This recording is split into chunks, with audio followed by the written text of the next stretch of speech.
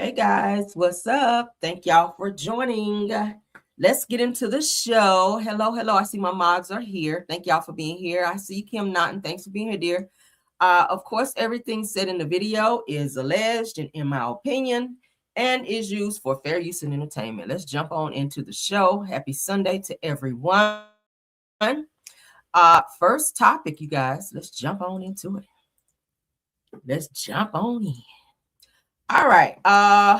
Jamal Bryant seems to be into it with this fake Dr. Cheyenne Bryant, you guys. So it said that Pastor Jamal Bryant calls out Dr. Cheyenne Bryant again after she sent him a cease and desist. Ooh, child. Sent him a cease and desist letter for questioning her credentials and alleged university connections. I mean, I think everybody's questioned that. I think anytime somebody puts the heat on her or put the heat on her to find out like where you went to school, what's your credentials, she gets very defensive, and you shouldn't. It's just simple. If you went to this school, show your, diploma, show your credentials. Why you got to go lawyer up and be sending out cease and desist? Like, that's stupid as hell, right? Child. Let's get into it because he responds. Shout out to the neighborhood talk. I shouldn't even have to do this. It's ridiculous.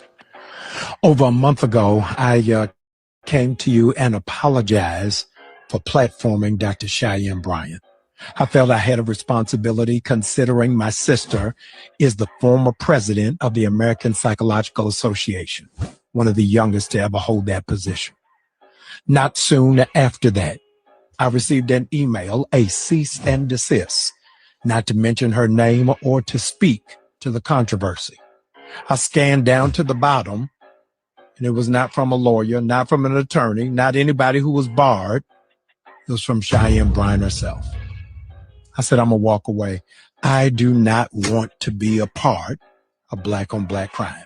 So I let it go, never addressed it, never mentioned it again until I received this email on yesterday from Dr. Jack. I shouldn't even have to do this. Jaquel Pitts, who is serving as the president of Indiana Southwest Christian University, who said to me in writing that Dr. Cheyenne Bryant has just received her PhD in theocentric psychology. I did a quick Google search. Indiana, the whole state, does not recognize Indiana Southwestern Christian University, is not registered. Wow. The president claimed that the degree is in theocentric psychology. Again, I didn't even use Claude or ChatGPT. Google, the cheapest one, says that theocentric psychology shifts a person from ego to universal thought. I don't even know what that means. The president goes on to say that they cannot provide Jaquel Pitts, that they cannot provide any transcripts. I send a one-line email. Who are y'all accredited by? And he sent me back this. Accreditation Religioso. I don't know what this means. But ladies and gentlemen, the last line that I've highlighted for you is no transcript can be provided. I'm not going back and forth with y'all. The president of Indiana Southwest Christian University doesn't even have a college email. Jaquel Pitts is on Gmail. So if you want the transcript, email him directly, and maybe he'll be able to give you answers I'm not able to provide. Y'all, let's shut the case on Dr. Cheyenne Bryant. The only robes I want to see people in are the 500 kids who are trying to go to Howard, an accredited school, that they cannot provide any transcripts. I send a one-line email.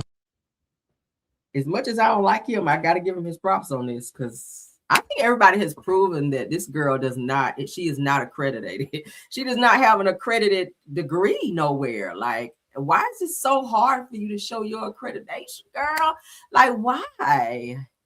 Like, I can go downstairs right now and show where I went to school. Like, why is that so hard? Right? Any school that you went to should be able to give you your paperwork to show that you went there and what you graduated for and what degree you earned while you were there. Like, And anybody that's responding on behalf of the school should be on school letterhead, right? With a school address, email address, as he said. I agree, shit. And I don't even cap for him, but I got to give him his props on that, right? Once again, you exposed Cheyenne as this fake ass doctor. Now, I told you guys that she also purchased her robe. Somebody found out that she purchased her robe where she tried to say that she graduated from this school. She purchased her robe, you guys, on Amazon. I think I showed y'all that too. Hold on, because I still got it in my phone. I don't get rid of nothing. This girl got her robe, you guys, from this university she said she went to from Amazon. I said, bitch, are you serious right now? You don't need to get you should not be getting that from Amazon. Girl, let me send this shit over. I forgot.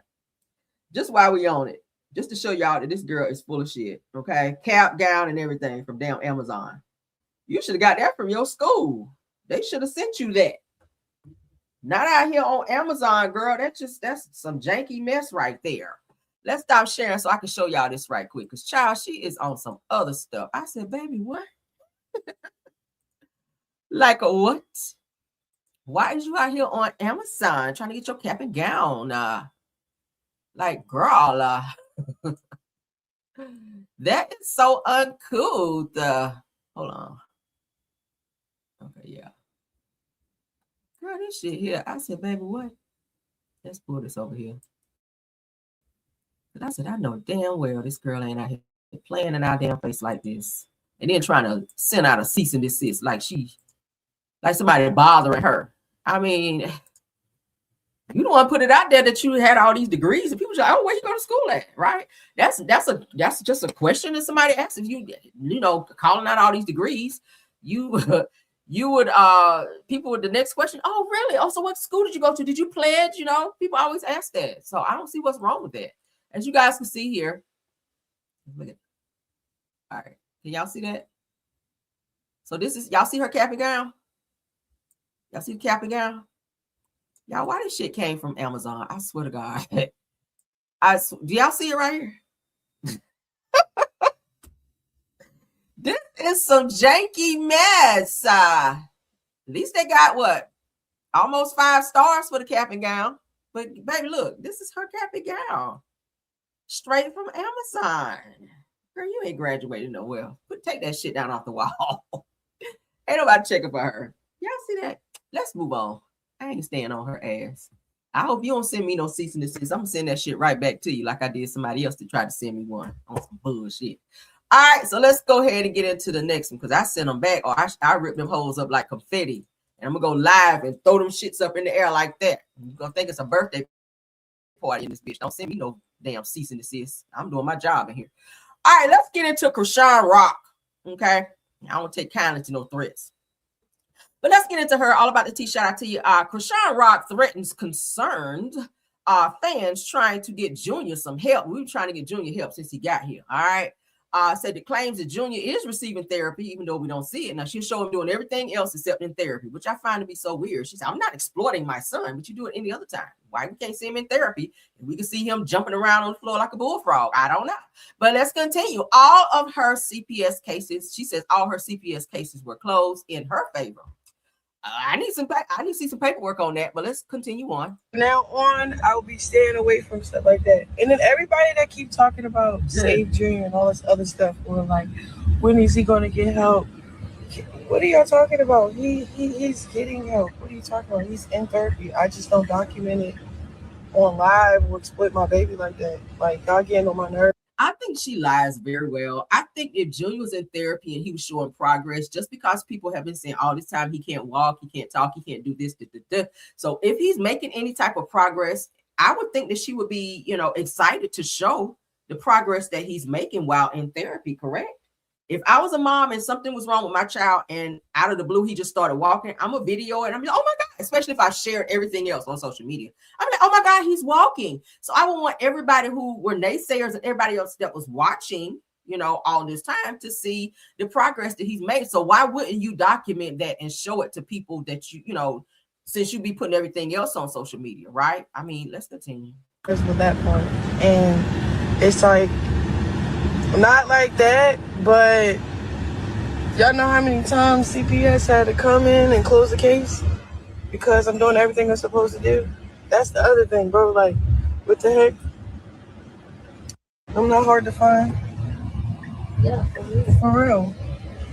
But y'all keep like planting those weird seeds, sending people to me. All I'm gonna do is just write y'all information down and press charges because when y'all falsely report me, yeah, it's done. Everybody, from now on, that's what she said. From now on, for those of you that report her for false charges, she's gonna write your name down and she's gonna press charges against you. So that's for anybody that's putting false charges out on her. Okay, just fair warning. All right, so some great news for those of you that are into the Marvel movies. We have a new movie alert that we want to go ahead and put out there. We're gonna stay on it too long, but shout out to Hot 1079 ATL. So David Johnson announced as the new Black Panther. Okay, yes, we got a new Black Panther, you guys. I think that's supposed to be coming. Yeah, there it is, December the 15th. In theaters, December the 15th. Okay, that's a few months or so away. Let's go ahead and get into it because they made the official announcement. I'm excited. I'm a Marvel junkie. Anything Marvel put out, I love it. All right, so let's get into it. Shout out to Ryan Coogler. Warm welcome to our new Black Panther, Mr. David Johnson.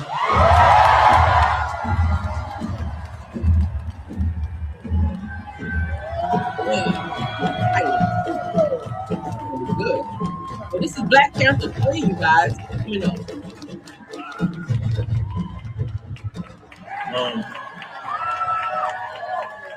So a lot of people, including myself, was asking now, is this the son that Black Panther left behind in part 2, which is now going to be Black Panther part 3? Is this his son that he left behind? Y'all know Chadwick Boseman was the original Black Panther. He's no longer with us. So they're continuing the Black Panther franchise now into part 3. Of course, on part 2, the way it ended, y'all saw that he did have a son. So now, of course, his son has grown up. I'm thinking that this could be Black Panther's son that he left that will take over the mantle of being Black Panther in part 3. So let's continue. This young man, I want you guys to give a warm welcome to our new.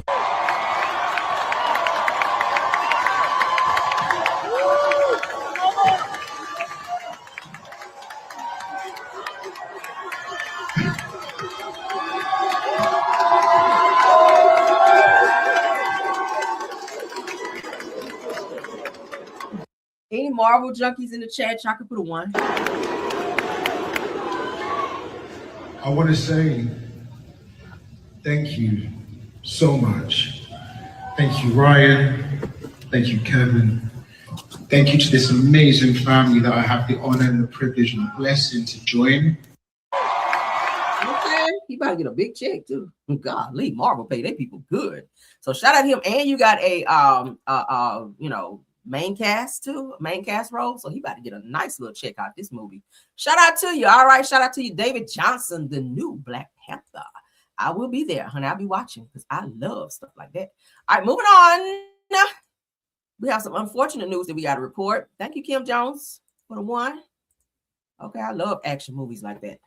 Shout out to It's on Sight. Okay, heartbreaking tragedy where 21 Savage's 14-year-old nephew, they're calling him, allegedly accidentally pows a 12-year-old sister before dying by suicide. What is going on with these kids, y'all? What is going on with these kids? Let's get into it because it looks like the news have picked it up. Let's go. Good afternoon, and thanks for watching and streaming 11 Alive. I'm Ron Jones. And I'm Faith Jossie. And we start with this today at 4. We're learning a lot more about a shooting that killed a 14-year-old and sent a 12-year-old to the hospital.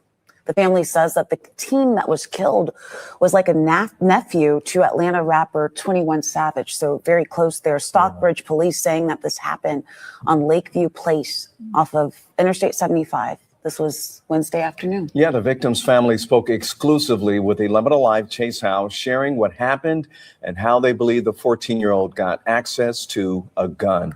The family of 7 Shirley and his sister Lyric are going through the unimaginable. They say Seven took his own life after accidentally shooting his sister in the neck Wednesday afternoon. He was 14 years old. Just that fast, the boy had made the decision to kill himself.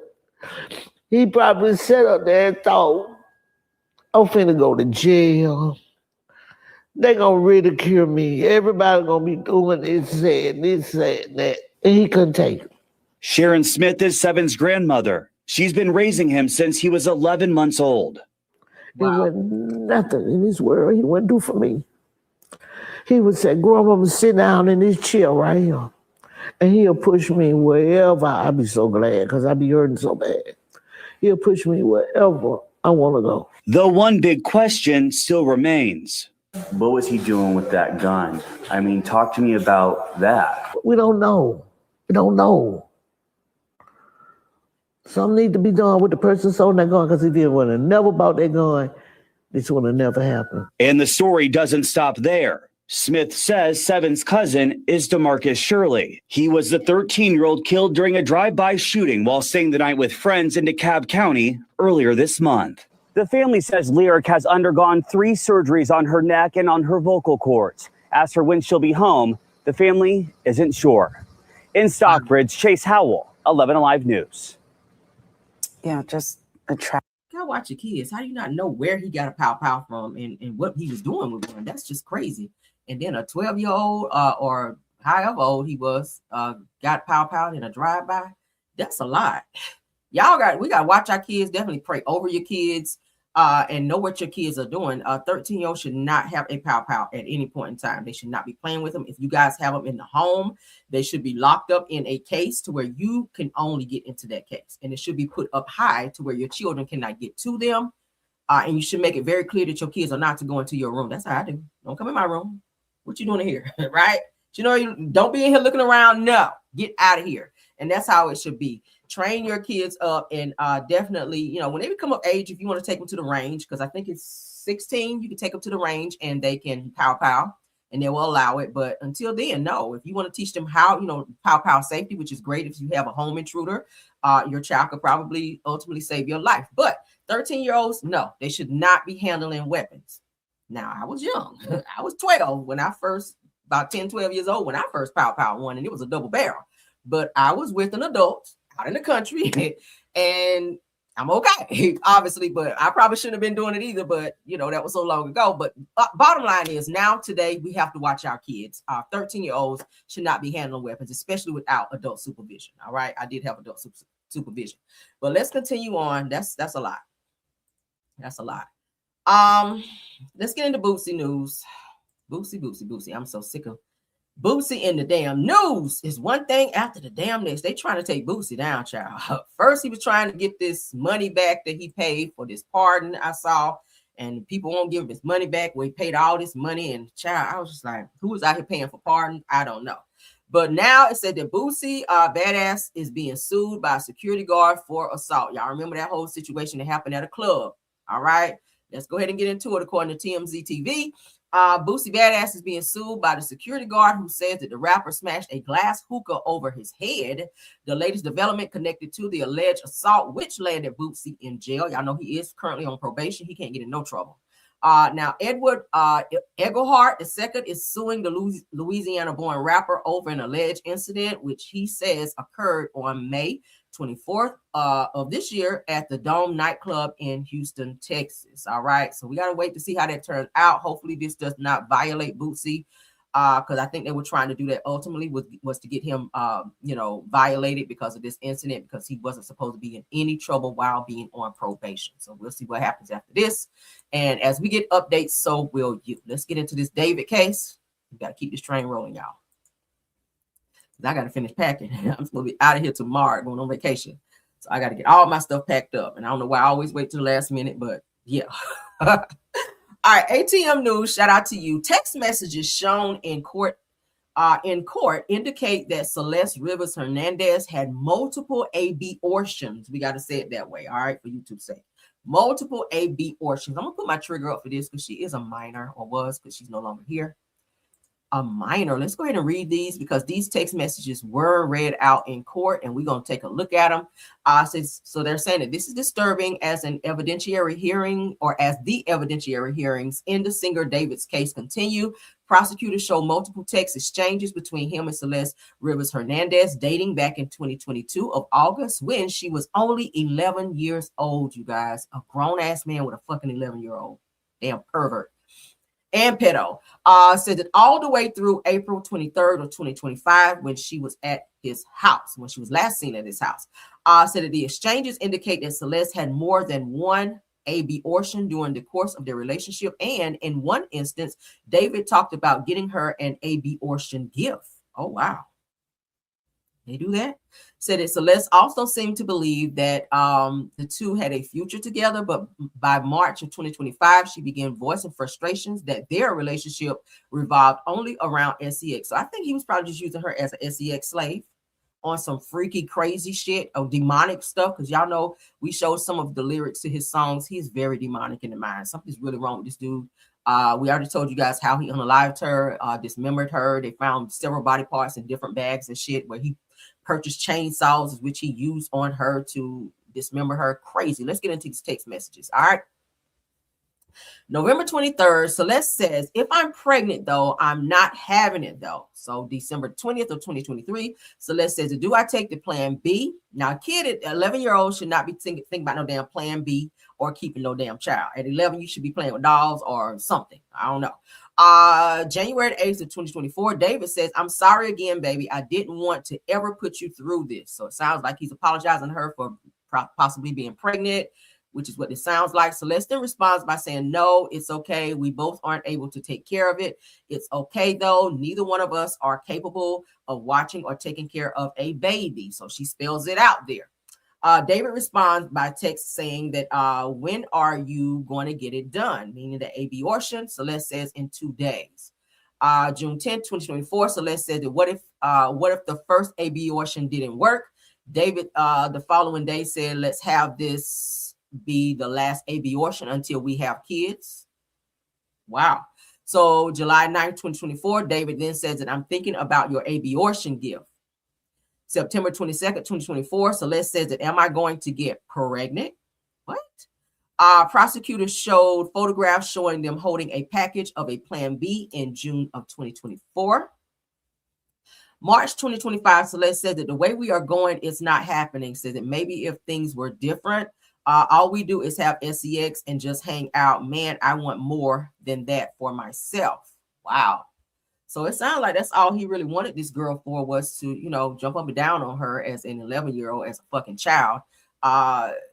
She was a runaway, obviously, and he took advantage and used that to his advantage to, I want to say, was doing some type of ritual or ritualistic type of sex with her too, because that is a thing where they, like put candles and shit on, like burn candles on you and all types of crazy shit. I don't want to go too graphic with it, but if you guys look it up, that is a real thing, ritualistic sex. And he used her for these weird acts, I feel. And when it didn't work for him, when she decided she wanted out and she wanted to talk to someone about it, he started thinking about he's going to be exposed and everything that he would lose by her speaking out against him, because he knew she was a minor, he was an adult. And because of all the things that were being hidden, like abortions, and the fact that, he was doing all these things to her that he shouldn't have done to her as an adult, he knew that his life was going to be over, his career was going to be over, and that's why he unalived her in the way that he did. And it looks like he may have been very angry by how far he went when he unalived her. But you guys let me know what y'all think. That's sad, nevertheless. Let's move on. That's very sad. So what is his age? He's in his 20s. She's like, was like 11 or so, but he's, yeah, let me Google just to make sure. Yeah, he's way too old for her. Just know that.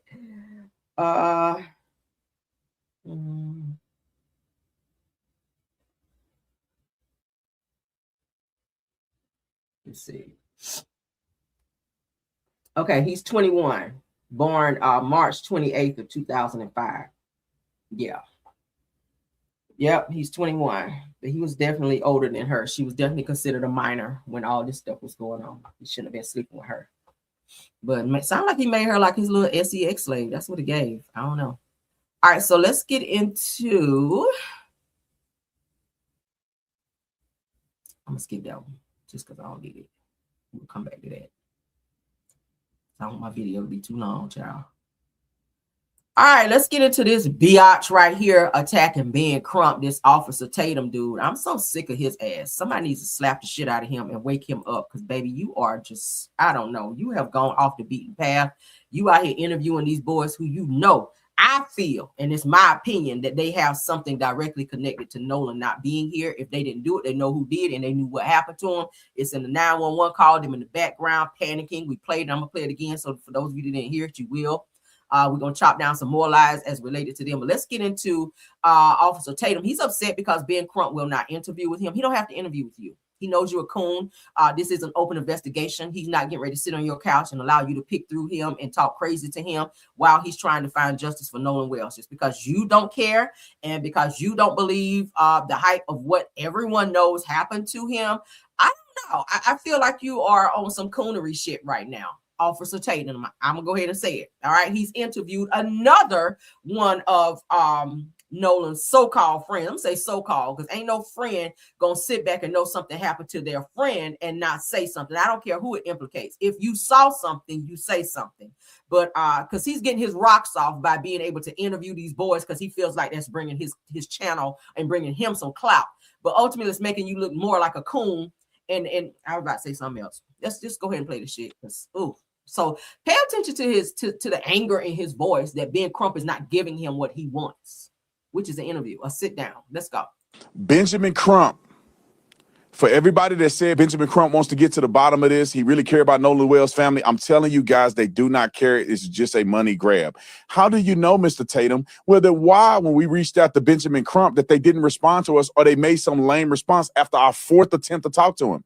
Here's the email. This is the first time we reached out to Benjamin Crump. You can look at the email there, and you know exactly that we reached out to his team. We gave a generic media outreach where we put the information in there and say, hey, we would love to have an open dialogue. We value the conversation. Here's something that we want to know from his perspective what he has, and we wanted to deliver what we have to him. All right, we did that the first time. Here's the second time. 5 days later. 5 days later, here's the next one.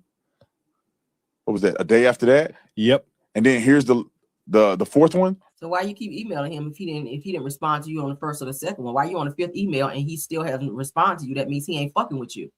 I wouldn't either. He see what you're doing. You're interviewing these boys who he's actually investigating.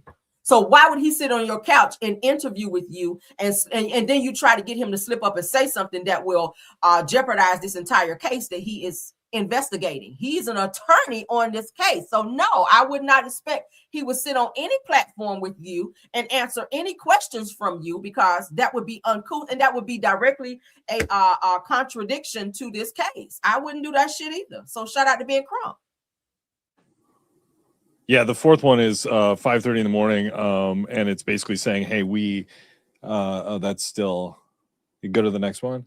Yeah, this is the first response Benjamin Crump I received, which is basically, or no, this is the final response where they basically say, yeah. So the final response said, "Thank you for reaching out, interest in speaking with Benjamin Crump." Right. Yep. So the thing is, we reached out to Benjamin Crump. We reached out to talk to Benjamin Crump. We didn't reach out to talk to the family. We only wanted to talk to Benjamin Crump. Put the thing back up there. And so as you can see on there, it says at this time, the family is taking a break from media engagement as they continue to grieve and spend time together.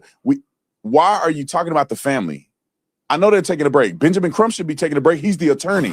correct. We only wanted to talk to him. They acknowledge the fact that you reached out and interested in speaking with It's a conflict of interest. There's an open case, just like the DA said. They're not giving out any information. They're not doing any interviews right now. They are focusing on the investigation.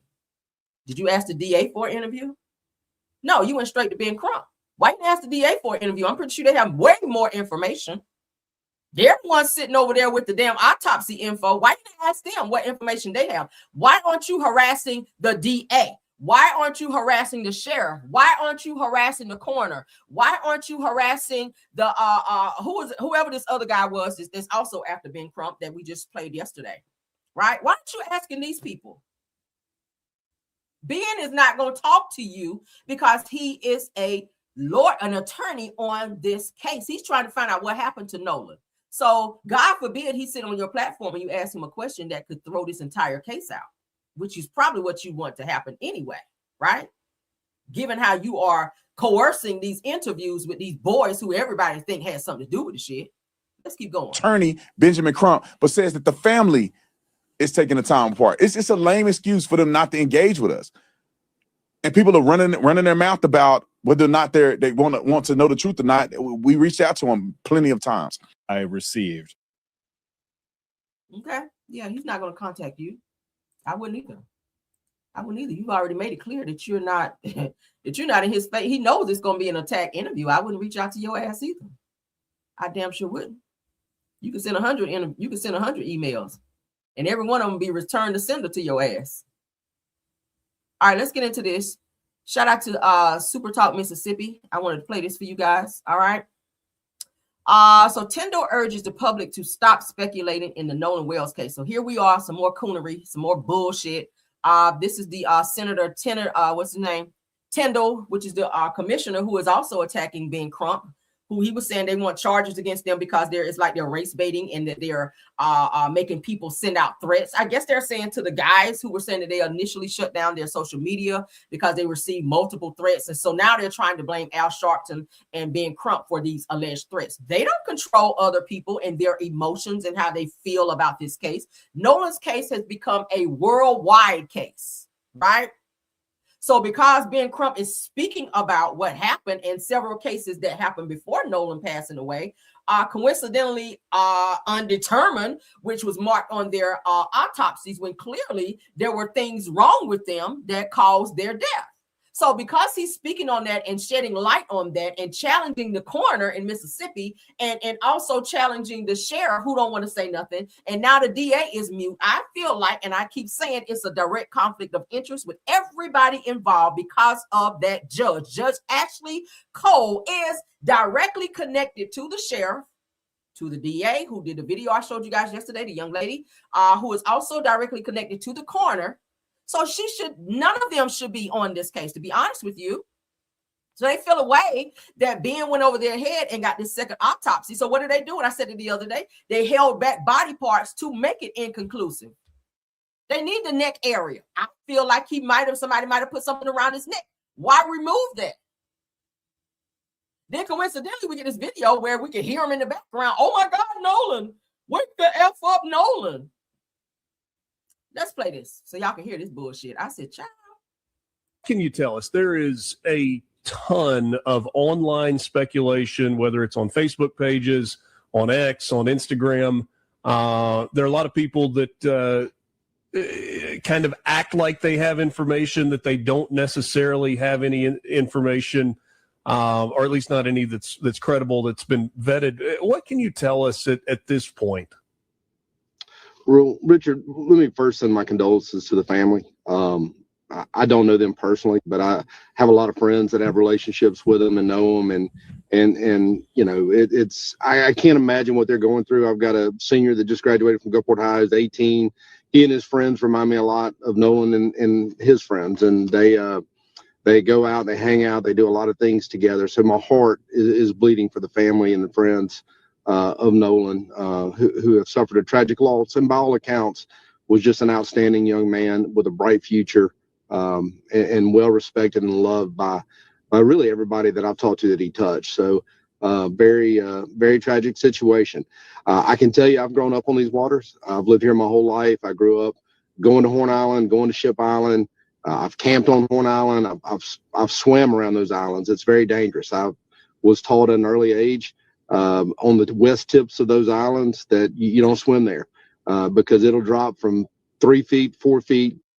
So quick question. Why is it when they called in the 911 call, it's something that I remember whenever I heard this particular video right here in question, where this man said here on Horn Island that the west tip of that island was a place where they encourage people not to be because of how there was such a drop off. You could be in 3 feet of water and then it would drop down to 20, 30 feet, like without warning. And then the rip tide was like very strong in that area. Why were Wyatt and them on the boat in that area versus whenever they made the call? Because if you pay attention, I'm gonna play it here in a minute, where he said we're out west. Why are you guys in that area when it said that that's one of the most dangerous areas And I feel like that's where they found Nolan as well. So is that where you guys dumped him off? Is that where you guys, I'm gonna say allegedly, is that where y'all dumped him off to make it look like he drowned in this, in this dangerous area that everybody knows you're not supposed to go to when you go to Horn Island? They're saying that they went there several times, a year, and several years they've been there. They are very well versed on how boats work, what areas to go to, what areas not to go to. They're very much informed on the drops, the different drops in this particular lake or whatever river, whatever it is. So my question is, why did you guys give a certain location to the 911 person, but you guys were actually west? You said you were somewhere else, but you were actually out west. I just don't understand that. But let's keep going.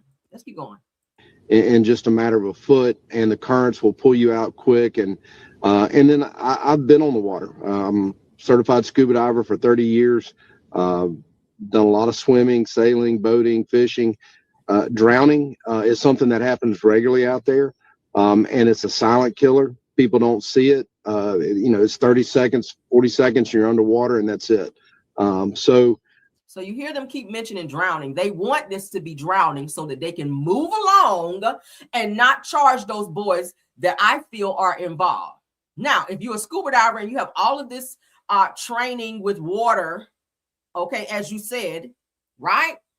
If you have all of this training with water, why is it that when Nolan's body was found, it wasn't even nowhere in the water? Where his body was found was so far from the actual water to where it looked like his body was placed there. If his body had washed up on the shore, okay, it would have still been like in the water and on the shore. It's not going to push his body all the way up here over here on the bank. It's just not going to do it. I'm sorry. His body, clearly the way they're saying that his body was found face down on the damn sand, looked like somebody like dumped him there and got the hell out. So I'm not understanding why they keep, and this was before they even found out what happened to him. Oh, it was probably accidental drowning. Y'all didn't even investigate. So it's weird to me that every interview I hear them talking about Nolan is, drowning. It's possible drowning. People drown all the time in that area. Okay, but investigate to find out what the fuck happened to him. Because what happened to the back of his head? And why is all of his organs still not given over to being Crump and them so that they can complete their part of the autopsy? You guys should be done by now. What is this, week 3? It does not take 3 weeks to do no fucking autopsy. The damn toxicology about the dangers out there, and teach people to be cautious. Right now, the autopsy report is still pending. The medical examiner at the Department of Public Safety handles that. Dr. Stacy Turner is a board-certified forensic pathologist, which means she's a doctor, an MD certified in forensics and pathology. And in my mind, probably the best medical examiner we've ever had in the state of Mississippi.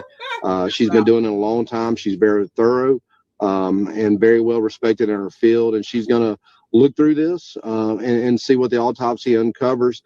And then we'll present that to the Jackson County Sheriff's Department. I've been on the phone with the sheriff, talked to him multiple times, and offered any assistance that we can. But right now, we're really waiting on the autopsy report to be completed and try to get witness statements and evidence from out in the field. I know the Sheriff's Department has put out a notice for folks to reach out. What I would tell folks is when you get on social media and you rant and rave and you intimidate and you create false narratives, there's going to be the possibility that witnesses aren't going to come forward because they don't want to be a part of all that. You think about the young girl that was last reported being in contact with Nolan and what she's had to go through with all the innuendos and things put on social media. Another witness might not come forward after watching that. And that's the tragedy of this situation. We're trying to gather information. The Jackson County Sheriff's Office is trying to gather information. We need witnesses to come forward, and this is counterproductive to those efforts. Tell them boys probably too to not be intimidating people to not want to come forward too, right? I would think if they were directly connected to what happened to Nolan, because didn't we just hear Warren say, there was this right here happening, and my friend was involved. I'm not going to say his name.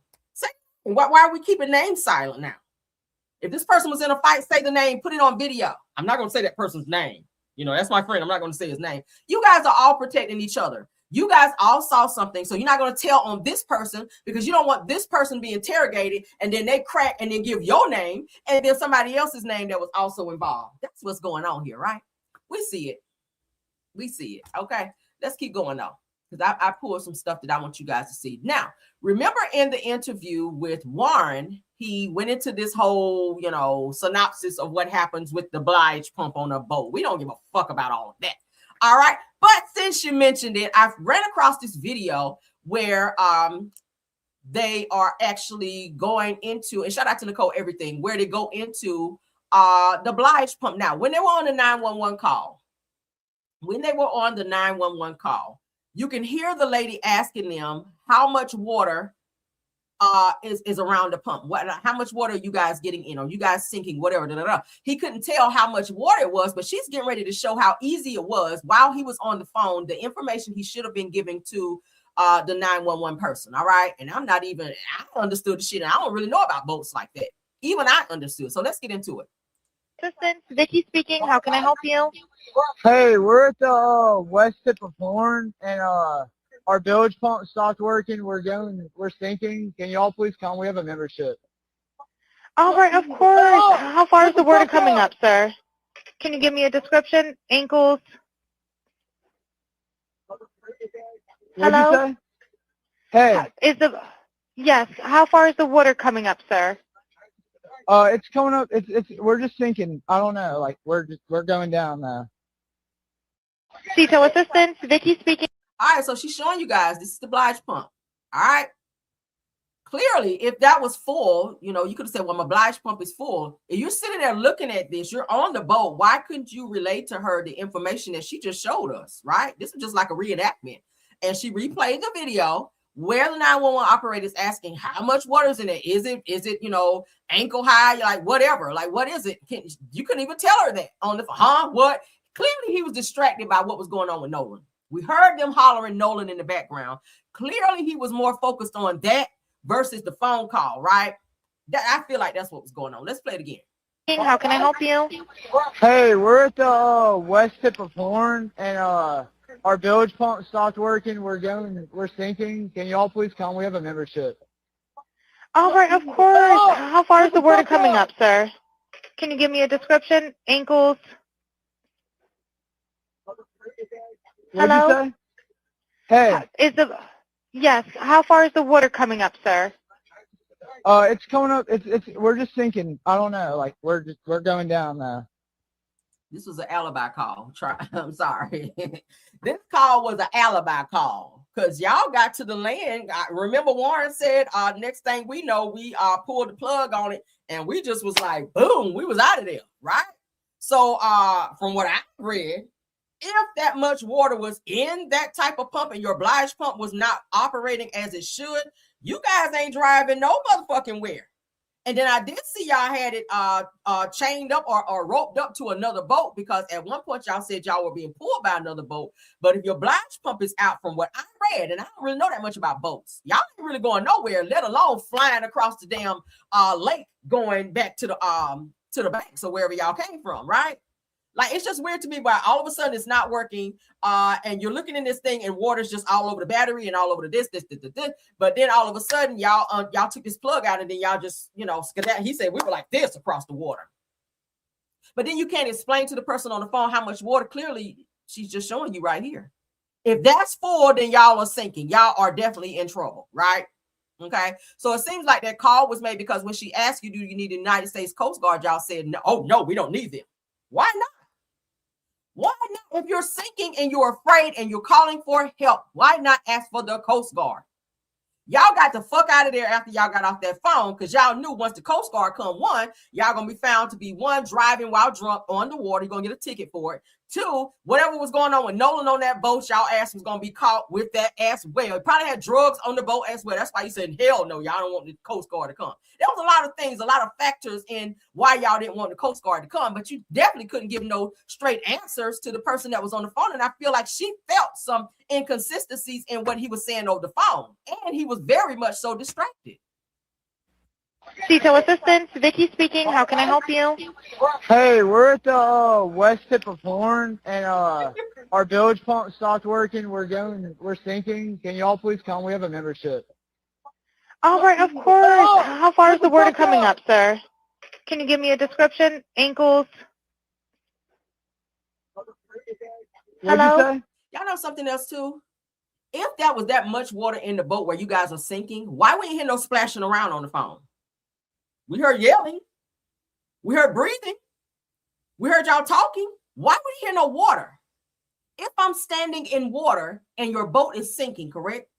Why would you hear no splashing around? People running back and forth in panic, splashing. Why wouldn't you hear no splashes in the background? That's another question I had. Hey. Yes, how far is the water coming up, sir? It's coming up. We're just sinking. I don't know. Like we're going down now. Detail assistance. I don't believe it. Sorry. You need more people. All right. So this is something that I pulled where somebody was saying this is what they actually heard on the call. And when I went back to listen, I actually heard the same thing. And they gave names. So shout out to them for that. So this person says, Magically Aqua says, oh my God, someone said Wyatt check his chest, meaning Nolan. Then he said Will, which then places Will there because you're talking to Will, right? Says then he muted the phone. Says so far we know that Will, Bart, Warren, who did the interview with that Tatum dude, Wyatt, who was on the phone with the 911 operator, and a female and another male, and possibly Nolan was on the boat, which makes 7 people because he told him 7 people. There's 7 people on the boat, right? So now that gives an account of who was actually on this damn boat, right? Yeah. All right. There we go. Let's watch. Y'all see the line? Remember they said they had to tie off to another boat. So this means y'all leaving. Y'all not coming there to Horn Island. Y'all are leaving. Okay. Now notice he said everybody had to get to one end of the boat because the boat was sinking. Why is everybody spread out on the boat right here? Okay. That's not what it appears here. According to what Warren in the interview, everybody had to get to the front of the boat or to the back of the boat because, the boat had to be tilted a certain way to keep the water from constantly coming into the boat before they sank. So everybody looks like they're all spread out and comfortable to me. I don't know. Now here, notice right here what I showed you guys, and I used this specifically yesterday for my thumbnail. That appears to be Nolan. If you look very closely, let's back it up a little. Okay, that's a person laying on the floor, which obviously looks like Nolan, right? I showed y'all that yesterday. So that's probably one of the reasons why they didn't want the Coast Guard to come, because he appears to be knocked the fuck out for whatever reason, right? All right, here they all are. Okay, here they all are. I just hate that he was out there with them. Okay, so that's 4. Oh, I did want to show y'all this too. So look who is texting right after this incident occurred. Look who's texting Nolan's mom. Ashley Cole, which is the judge, which is one of the boys' parents, Warren's mother to be exact. Okay, well, stepmother to be exact. All right, so as you guys can see, this is Christine Wells Wansley's phone. All right. So now, as you guys can see, Tuesday, July 7th at 8:59 p.m. Mind you, something happened they found him on the 6th, correct? Why was there no text messages on the 6th when they found him? July 6th at 8:45 a.m. I don't need no notes on that because I already talked about it. July 6th at 8:45 a.m. is when they found Nolan's body, even though Warren said he got a call on July 5th that they found Nolan. How the fuck when they didn't find him till July 6th? Anywho, so she waited, honey, a whole day after, knowing all this shit came out. It's all over the news that they found Nolan's body. Nolan is unalive. Your son was out there as well, but you waited, knowing that Nolan's mom, you said you went to school with her, you were good friends with her, you sympathized with her because you were a mother, y'all kids hang together, da-da-da-da-da. Why you wait a whole day after they found Nolan's body to reach out to this lady? And you said, Christine, this is Ashley Cole. If or when you ever want to talk to me, this is my number. What's she reaching out to you for? What's she reaching out to you for? So I guess you didn't have no time on July 6th to reach out to her because you were too busy deactivating accounts and lawyering up and everything else you had to do because I'm sure your son came home in a panic to say, Mom, something happened to Nolan and I think we're going to all go to jail. What are we going to do? So you were too busy on the 6th trying to get alibis together, allegedly. Let's say allegedly because I wasn't there, right? You were too busy getting alibis together. You were too busy helping them get their stories together. You were too busy prepping them to say, oh, you got to say something. We got to do an interview soon. Let's reach out to that coon Tatum black guy. You got to do an interview with a black guy so that it looks like we're, that we're totally being cooperative. He's going to be totally fair because he like white people anyway. He don't like his kind. So you should sit with him. And when you sit with him, this is what you should say from a judge standpoint. And don't mention this now. But focus more so on the boat breaking down and how you fix the boat and boat parts versus sticking to all of the right. Y'all caught that in the interview, right? This motherfucker was like he was a mechanic in the damn interview. I was like, bitch, I don't care about a oblige pump. I don't care about a screw falling out over here. Like, what I do care about is where the fuck is Nolan and what happened to him. I don't give a fuck about the boat filling up and you had to go out there with a monkey wrench and lift this up and then go under there and weld this together. Like, I was like, I don't care about all that, right?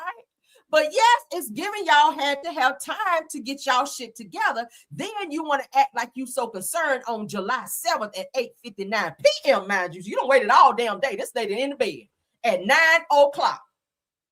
I'm pretty sure she done been up crying all motherfucking day. She's in a panic. She probably already in the bed trying to get her some rest. And here you come. Sending her a message at 8:59. We're going to say 9. Shit. 9 p.m. on the day after. They done found this boy's body to act concerned. Oh, she's my friend. We went to school together. She lived in my neighborhood. Why you get them drive over there? That's what you drive over there for. If y'all in the same neighborhood, get your ass up and drive over there because you know she's in a panic. You know she's crying. One of the things she really gonna need is a fucking hug, finding out her baby is gone. This ain't no fucking text message. This ain't no potluck, right? You send me a text message if you need to know what I want to bring to a motherfucking potluck. But somebody that lost their life, get your ass up and go over there if she's in your neighborhood and you know her, like you knew her enough to text her at 8:59. But they tell us, don't say that. Don't panic. Don't. Child, get out of here. Get out of here. 8:59. That's when you reach out. I digress. Let's move on because there's more. I call bullshit. All right. Now, I found this. Shout out to Nick Perkins because I love the way they did a comparison on this. We're going to take a look at it. Because, yes, these are more lies, honey. Let's look at some more lies. What else we going to do today? Shit. Let's look at some more lies. Because this is exactly what they're doing. And I love that they're all starting to come together and interview because now we can compare y'all stories and they're not panning out.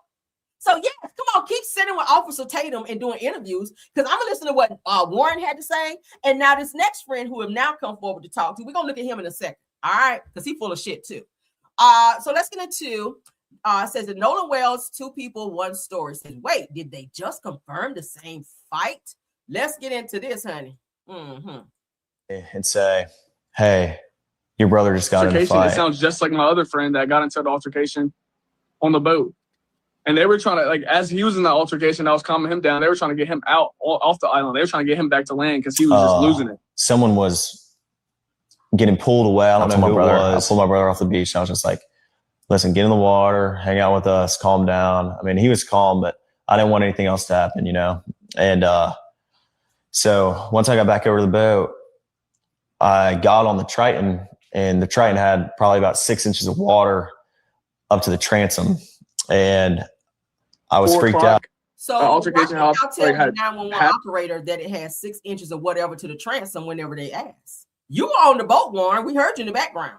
So if Wyatt didn't know how much water, why Wyatt didn't say, Warren, how much water is it? You just said it was 6 inches to whatever to the Triton, whatever it is. I don't know. Why couldn't you have given it? Because you have all this precise information now. Why y'all didn't have it for the 911 operator on said same boat? Let's keep going. One of my other friends, I don't want to say his name, but he had got an altercation. So I went and checked on him for about 20 minutes, 20 to 15 minutes. I came back, Nolan's boat and the people that he was with were gone. But the thing about the 2 boats that I said, there were 2 boats tied up. So therefore, I didn't know which boat Nolan exactly was on. Bart pulls us out. You know, we left at 4:30, but we really weren't pulled out away from everybody. We were probably about a quarter mile out, and we had the towing strap pulled from, you know, Bart's port. He said, I don't know exactly which boat Nolan was on. So they said they left him on the island. But Javon said, both boats were tied together. I left to go check on homeboy to calm him down. Was gone about a good 20 minutes or so. Came back. They had done skirted up out of there. But I don't know which boat Nolan was on. But you done sat there and told Officer Tatum, Nolan definitely said he's staying back on the island. But Javon places him on the boat. So that's why y'all was yelling at Nolan on the boat, because he was on the motherfucking boat. Let's keep going. Starboard side cleat, and he was on our starboard side bow. And so it was rubbing on his power pole. So Bart turned around, pulled up next to our boat, and we were just trying to get it situated. So that's when Wyatt called Cito. And Wyatt was like, you know, calls him. Do y'all hear the conflicting stories, though? Very conflicting stories. Did y'all catch that? Oh, I love when lies come together, Lord. I love it. Let's keep going on. Let's keep going. We got more. All right. So, of course, y'all know Ben Crump was attacked, okay? Let's get into that by the Mississippi governor. All right, the Mississippi governor. So we're going to get into what was said with that, because Ben Crump did respond. So we want to get that too. I'm trying to give y'all all the info that I ran across, because, child, it's a lot going on. They are trying to quiet Ben Crump. They don't want him on this case, and we're on his page. Ben Crump, shout out to you, love. All right, so let's get into what we're going to play it, and then let's make it big. Hold on. All right, so we're going to play it, and we're going to stop it, because, and then too, it's music too, so I want to keep it muted until we get to. All right, so a statement from attorney Ben Crump. Y'all know that they were saying the Mississippi governor was saying that Ben Crump and I told you guys Al Sharpton, they're saying is responsible for I don't know, making these people get on social media and threaten these guys and threaten their lives and sending out all these threats. They're just investigating. They're just, you know, doing their press. They've not said anything about y'all go attack these boys. They've never said any of that. They've never told nobody to attack. They're mostly saying that they want to know what happened to Nolan, right? But so now he's saying, oh, they're going to be responsible, and there's going to be charges up against them for inciting threats in this Nolan Wells case. When did that happen? So statement from attorney Ben Crump. He says the Mississippi governor's attempted attacks on me ring hollow in the face of the actual evidence, right? So they want him to shut up and stop investigating, because they want to push this drowning narrative. But Crump said, fuck out of here. So when Nancy Grace asked United States Cajun Navy President Todd Terrell on her July 20th episode of Crime Stories whether Nolan Wells was found face down and fully clothed on the beach, he said yes. Let's play some. So it can go up. All right. Said that is the record. Said that this has never been, This has never been about casting aspersons? I guess that's how you say it. Or attacking anyone. Said that our sole purpose is to uncover the truth on behalf of our client, the family of Nolan Wells, and to determine what happened to their son while he was on Horn Island on July 4th, right? He said, I've always stood for the truth, no matter who it implicates or exonerates. He said, I stand for justice, no matter who it convicts or acquits. He said that we are demanding transparency so that everyone can see the facts for themselves and have confidence that this investigation follows the evidence where it leads. All right, or wherever it leads. So that's Ben Crump responding to the damn commissioner trying to issue out some damn threats, saying that he might be getting some charges when this is all said and done for inciting threats. I've never heard him incite no threats, and neither did Al Sharpton. Okay, he offered money in addition to the 100,000 that was already there. Like, they upped it. Thank God that other people are giving money towards it. And yeah, that the more money that's offered, maybe people come out and speak, right? So that's not a crime. I mean, the feds always put out reward money for people to come out and speak. So I don't see why they're attacking him for that. Okay.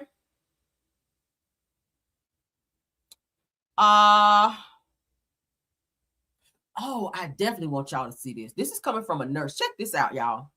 I ran into this last night and I saved it. So I said, yeah, I want to play this for you guys, because this definitely enlightens you guys a little bit more on the findings of Nolan and the throat region and all the things that they were saying that was going on. This sketchy shit that's going on with the autopsy. Let's let him break it down. This nurse, and he broke it down so eloquently. Let's get into it, child. Shout out to him. All right. There are two pieces of information in this Nolan Wells case, which I'm reluctant to comment upon, but I've had people reach out to me in my DMs for information. As a clinical nurse in the trauma setting, we see two things that are very concerning to us. Number one, that a drowning victim would have fluid in their lungs, pulmonary edema, and they'd have the actual substance that they were in their lung space. You'd see laryngeal spasms, and you'd see the alveoli be filled with this fluid. Now, it may also be filled with a protein that, when lung damage occurs, the hypoxia occurs, it'll make patients produce a foam type substance. So foam is there sometimes, but we definitely see the fluid in the lungs. So I'm not sure why on the state's autopsy, that's an easy conclusion on drowning there. Right. You see the actual fluid in the lungs itself, and you could extract it and be able to test it against whatever, but you see that the patient inhaled fluid, and that's what caused them their cause of death. Let's stop. So now they're trying to push this drowning narrative. What he's saying is, immediately when you go into the esophageal region, when you go into the lung area, and immediately when you see that foam, you can pull that foam from that area and you can test it. Now, they're saying that this woman is very well versed in being a coroner. She's done it for years. They trust her findings. My thing is, immediately when you opened him up and you didn't see no foam, then baby, you know that your ass is on, that your ass need to get on the phone. When you didn't see no phone, get your ass on the phone. And you should have been calling down there and sending the rest of that shit down there for the second autopsy while you were doing yours. It was not needed for you to keep all that stuff back. Okay, his throat region, the inside of him, none of that shit should have been kept back. You have been doing this for years. You should have automatically known, one, you could have ruled out drowning because you didn't see the foam and all this shit that he was saying that should have been in there if he drowned, right? I don't feel like he drowned. I feel like he was placed there. But let's continue, because this is coming from a nurse. All right. Is that on the independent autopsy, the patient's missing a large portion of their throat. The cervical vertebra here is missing. And the bigger piece is what's called the hyoid bone. And this bone floats basically independently right under here. And you can see it move sometimes. But when patients have had any type of blunt trauma to this area, whether it's a form of strangulation or being punched or anything like that, that bone will be fractured, broken, or displaced or dislocated. Pause. Now, didn't we hear there was an altercation? I don't want to say that friend's name. Didn't we hear there was an altercation? Didn't we hear Nolan was something was going on with Nolan? It could have been he was punched. I'm just saying hypothetically, right? One, I feel like something might have been put in his drink if they say he was drinking heavily. I don't know. Two, I feel like he might have been punched hard in the throat, right? Or grabbed from behind and choked out. Bottom line is, he looked knocked the fuck out in the boat, right? There's one or two ways you can knock somebody out. You can put them in the sleeper hold. You can punch them real hard in the face and knock them out. You can hit them in the throat region. Like, there's many ways that you can knock a person out.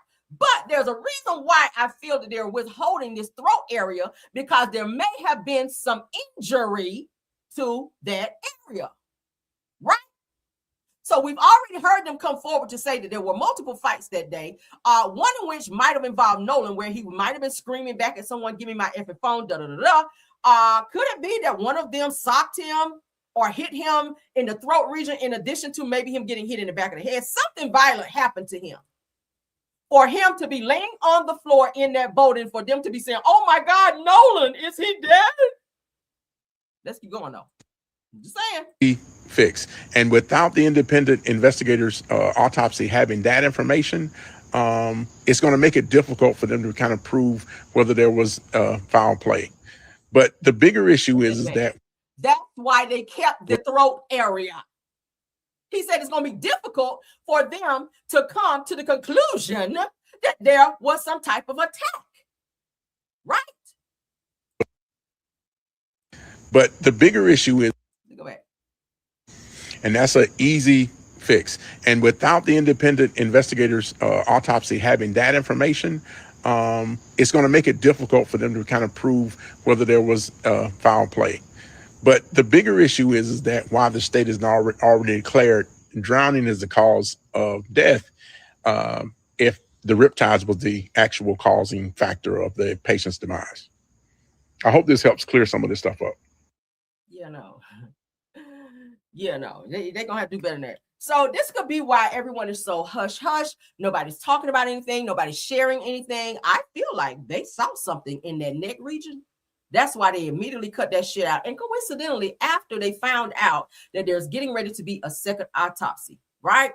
I feel like this person, whatever her name is, that Richard Simmons looking bitch, that's the coroner there in Mississippi. All right. I feel like she didn't, first of all, I want nobody to one up her because she feels like she's this coroner in Mississippi. She's well, they said that she's, they have this highest regard for her. So maybe she's feeling herself like, bitch, who are you to go over my head to do a fucking second autopsy when I'm the one that's doing the autopsy? So now I'm going to make your shit inconclusive by cutting out all the places that you're going to need to actually look into to come to a resolution for your autopsy. So you ain't going to get the info before me. That's what it gives. It gives that you're not going to come up with the answers before me. So I'm going to withhold the information that you're going to need to get to your conclusion. Right? They hiding some shit. Trust me. We're going to get to it, though.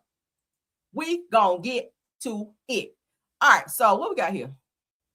All right. So before we get into this interview, let me go ahead and show y'all. Let's go ahead and get into this Carmelo. And sorry to jump around too much. All right, guys. So let's go ahead and give you guys the information for Carmelo's upcoming trial stuff, so y'all know what's going on with that. Okay, I'll give y'all all the info today. All right, all the info. So as we know, Carmelo Anthony's motion for a new trial is scheduled for Thursday, August 20th, 2026 at the Collin County Courthouse in McKinney, Texas. All right. They said that this refers to 19-year-old Carmelo Anthony, not the former NBA player. We know that, right? I think everybody knows that. All right. So here in details is this judge recusal hearing, which is Wednesday, August 19th, 2026 at 9 a.m. presided over by Judge Sid Harley to address removing Judge John Roach Jr. We're praying that this goes in Carmelo's favor, right? Prayers up. All right, so the new trial hearing is Thursday, August the 20th, 2026. So the day after the recusal hearing will be the new trial hearing, all right, which is expected to last an entire full day, all right? So there's a lot of shit for them to chop through, so it's going to be all damn day, all right? Location, Collin County Courthouse in McKinney, Texas. For those of you that want to go, this will be open to the public, finally, because they did not want the original trial for Carmelo to be publicized, right? They had all these rules and regulations. Cameras can't be here. We don't want this person there. Why? Because they know y'all knew y'all was on the fuck shit. So both hearings are scheduled to be open to the public. So for those of you that live in the Texas area, get on over there. Take a day off. Go up there, honey, and sit and get the information sent back to me. All right, so I ain't got to fly out there. Okay, so it will be both hearings, the recusal hearing and the new trial hearing will be open to the public. So for those of you that maybe are flying to, if you're going to be in Texas that day or those couple days, go to the hearing, sit and listen to what's going on in this Carmelo case. All right, and send me the information. All right, and for those of you that that you're interested in it, go and be supportive to Carmelo, because he did not get to see a lot of us during the time that his trial was going on. I mean, they tried to be there, but the judge got him up out of there as being jurors. So now this will be open to the public. So shout out to them for that. Okay, I wanted to put that information out there for y'all. All right, so we got that. Was there anything else? Oh, let's get into this Pinky Code before we get into that. Shout out to Jamal Owens in Broward County, because this person is airing out Pinky Code, you guys, from Real Housewives of Atlanta. Let's get into it. Her Slutty Vegan Atlanta restaurant. So this says that Pinky Cole Hayes, Slutty Vegan Atlanta, playing on y'all emotion with some up and down bankruptcy, crying on camera bullshit. So he's trying to say she out here faking the funk, crying on TV and shit about this damn Slutty Vegan restaurant business. So he says, I speak from my own experience that nobody in the industry would understand. He said, it ain't shit healthy about Slutty Vegan Atlanta. He says, and Pinky Cole Hayes always on some fake happy weird shit. He said that don't waste my time if you ain't really fucking with me, Pinky. And of course, you ain't gotta fuck with me now. Oh, so it sounds like some bad blood between them, child. Let's get into the mess. Oh, girl. So this person says, at Pinky Cole and Slutty Vegan Atlanta. So he adding everybody. He said the #1 bullshitter in the vegan community.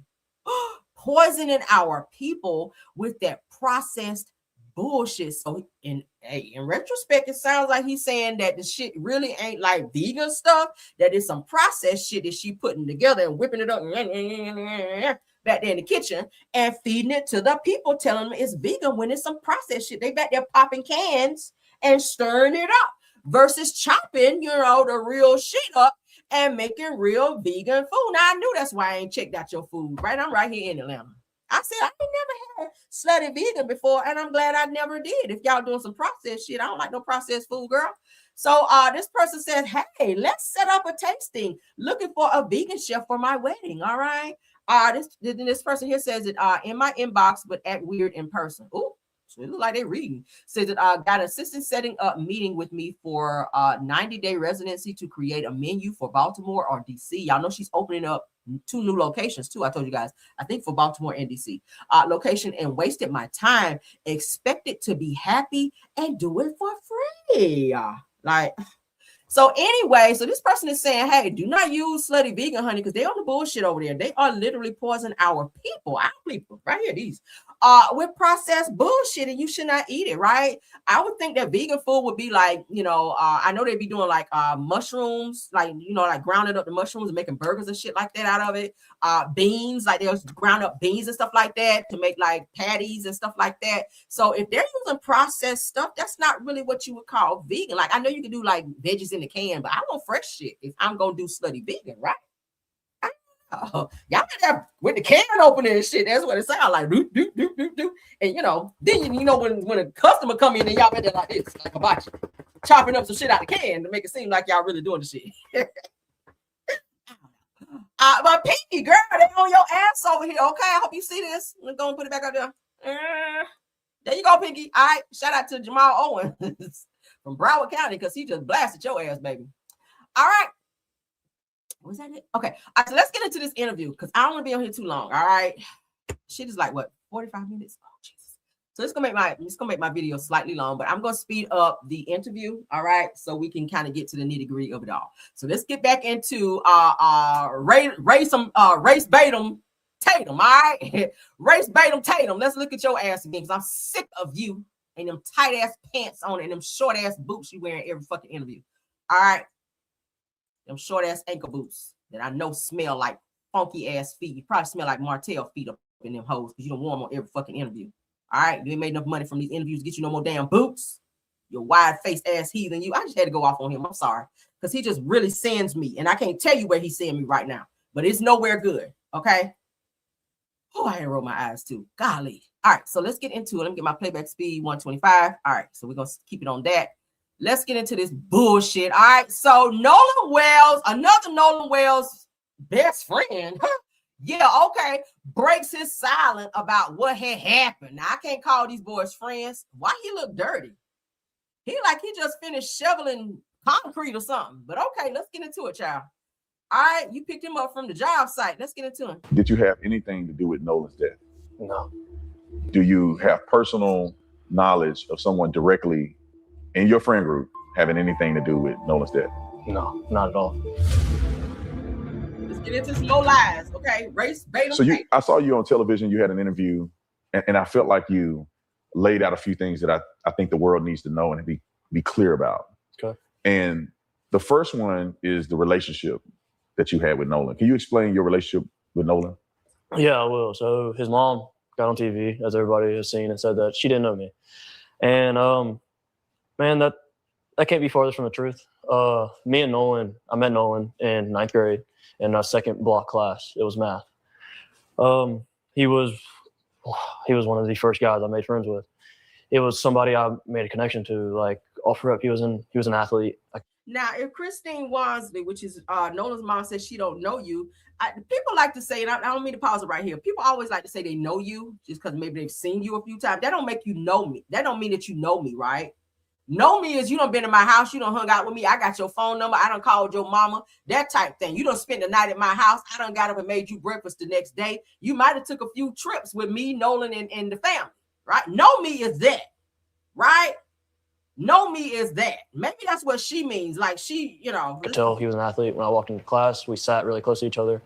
And all he did, he turned around and asked me for a pencil when I first met him in 9th grade when I moved to Ocean Springs. Man, it was tough. And the relationship there has always been best friend in my eyes. I never wanted to take away how close somebody else was with Nolan, but Nolan was my best friend. That was a guy I knew I could call at any point in time. He called me at 11 o'clock on the 4th to see where I was parked at. Man, me and Nolan have countless nights of him giving me advice on my girlfriend, on my life in general. Nolan has been the only friend. Can y'all hear it with me speeding it up to 1.5? Can y'all hear that? I love my friends and my best friend in this group of guys, but Nolan has been the only person that ever told me like he's proud of what I've done. He's proud of how hard I worked. He's proud of me going overseas to go play ball. That was my guy. Like that was my best friend. Yeah, and so how does it make you feel when the media activists are coming out and alluding to the fact that you may have something to do with what happened to Nolan on that day? Man, that hurts. It hurts is an understatement. I beat myself up every night I lay down. I beat myself up anytime it crosses my mind. Because in my head, if I wasn't drinking, if I didn't get into that altercation, maybe I would be able to do something. Maybe I would have saw something. Maybe I would have told Nolan. So it said that he might have been one of the people that was in an altercation on the beach that day or Horn Island that day with someone else. I'm thinking it might have been Warren's brother. Y'all remember Warren just did the interview that said it was his little brother who got into an altercation. He had to call him into the water to calm him down. So I'm assuming this is the guy that they were into the altercation with. Hey, man, you're not going with that girl. Just come back with us. We're going back a little bit later. We can go meet up with the guys later. Maybe it just plays out different. And then the fact that they're going to play that is I'm already trying to mourn my friend's death as is, and I'm blaming myself for it. Oh, yes. This brings back my football. All right, let's get past this ad. Yeah, that people always, I know you don't know me because you asked me. Let's go to baseball. Somewhere, you don't know me. To put that in my head is a next level of hurt that can't be truly explained. Because it's hard to put into words. Generally, it's backstabbing from a sense of a community that I thought I had with my skin color, and they stay so strong together. And I'm supposed to be one of them, but I come up and I speak, and now I'm the person to blame. Now I'm not dark enough for them. I'm not black enough for them, and now I'm the. It's not about race, love. This has never been about race. I don't even think it was ever about race when it was Ben Crump and Al Sharpton up there talking. They just said that we want justice for Nolan Wells, and that this is a very similar case to other cases in Mississippi where our black boys have gone unnoticed and undetermined on autopsies. That's all they said in terms of black, but they just said they want justice.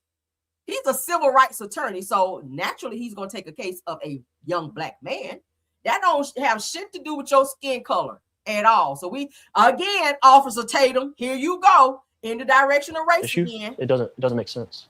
In my head, it doesn't make sense. Was Nolan, I mean, obviously you were in a friend group, but the way the media makes it seem is that almost as if Nolan was the only black person in this whole friend group. Now, they don't even mention you. They don't bring you up in this whole thing when it comes to, what happened at Horn Island.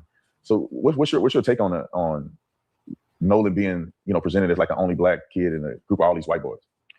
That's crazy, man. I know we've spoken a little bit, but that friend group that I'm a part of to this day was the first friend group I was in when I moved to Ocean Springs as a new kid coming in. I never knew any of them.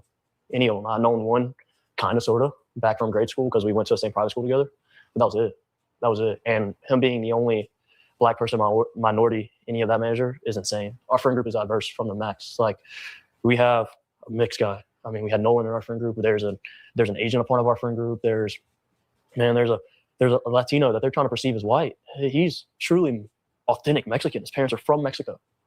They came over legally and they did everything right, and he's been here since. It blows my mind because our friend group is not a friend group that sees race. Our friend group sees what good you do for other people, what good you. You don't have to be a racist to attack somebody. Let's go ahead and make that very clear. Whatever happened that day, it could have been jealousy over Katie McCormick, which is the girl in question.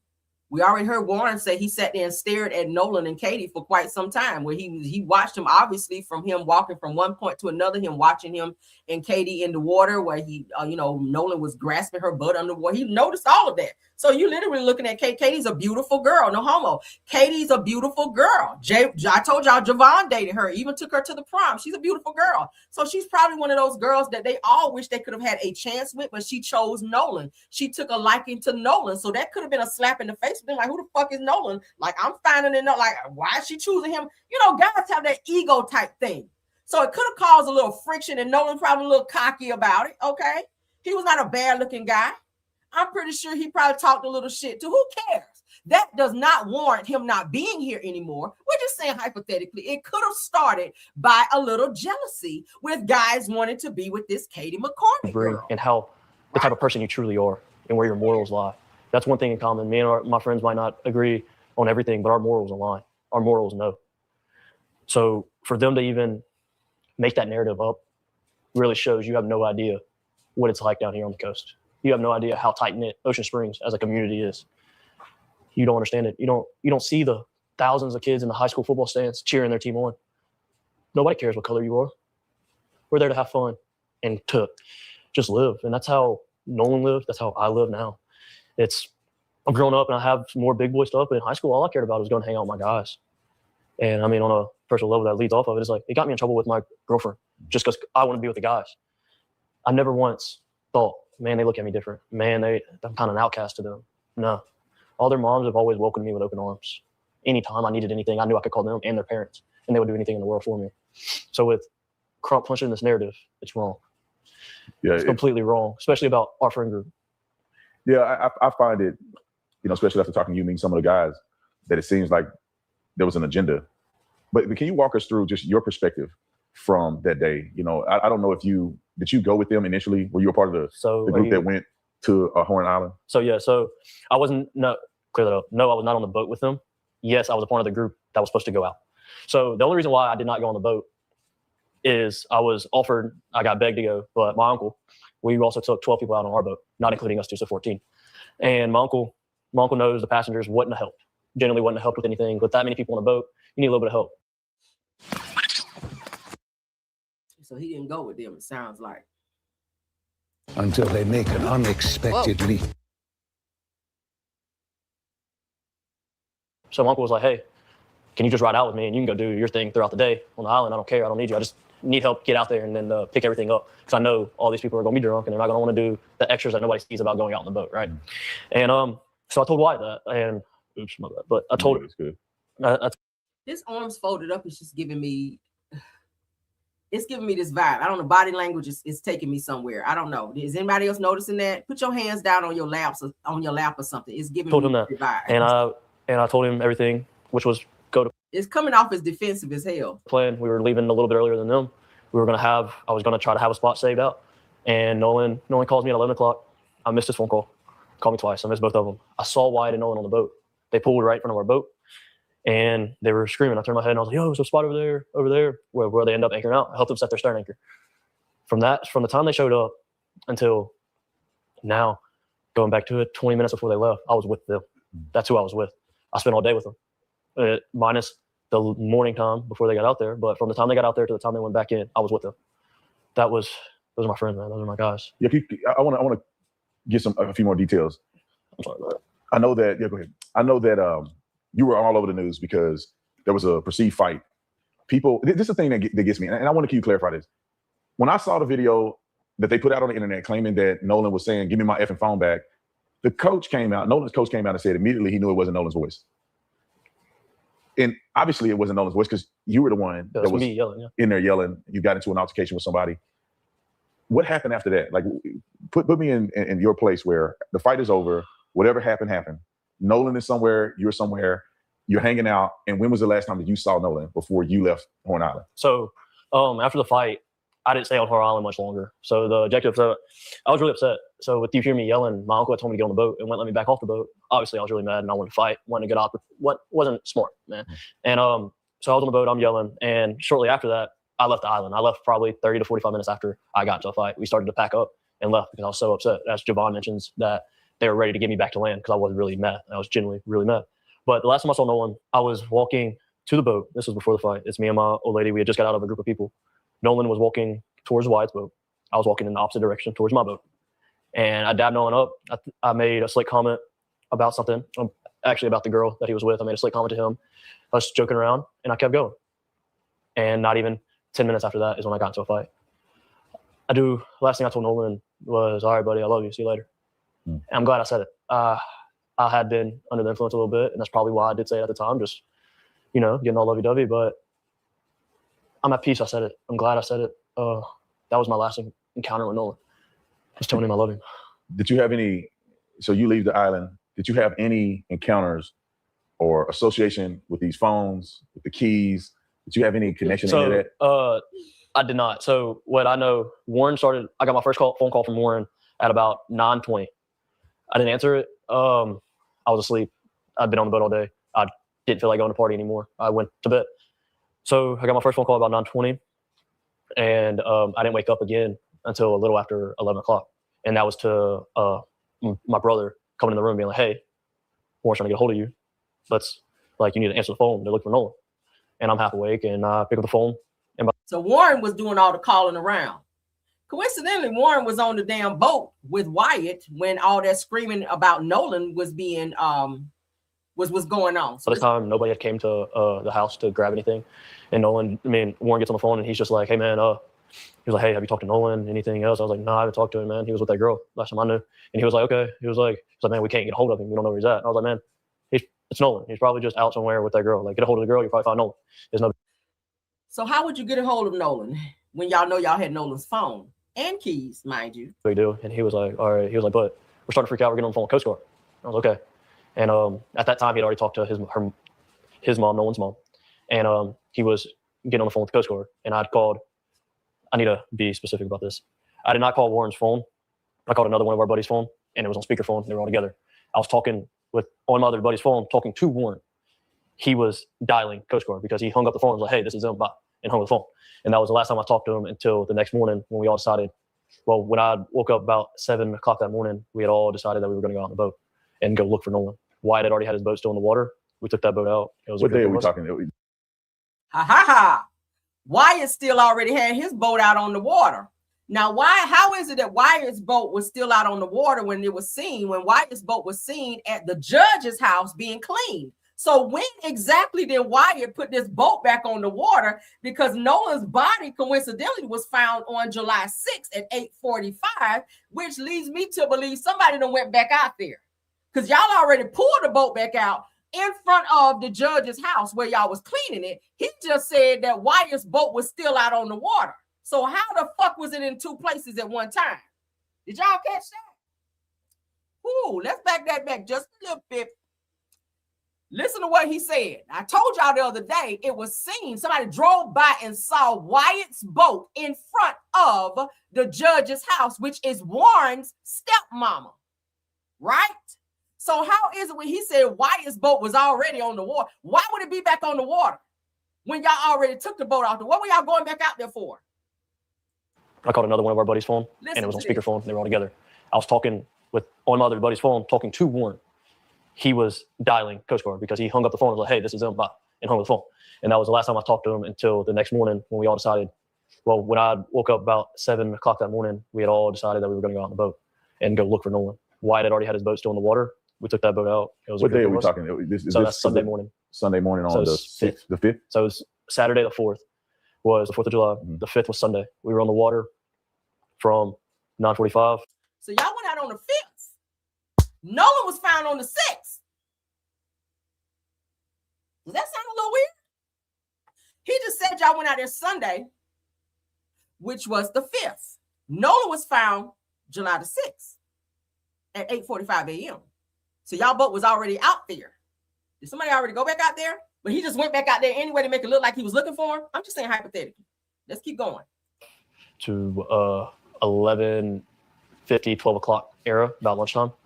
While we were on the water, we talked to a rescue guy, and he told us to get off the water and said that they kind of had the island in the water under control. That's the professionals, man. Yeah.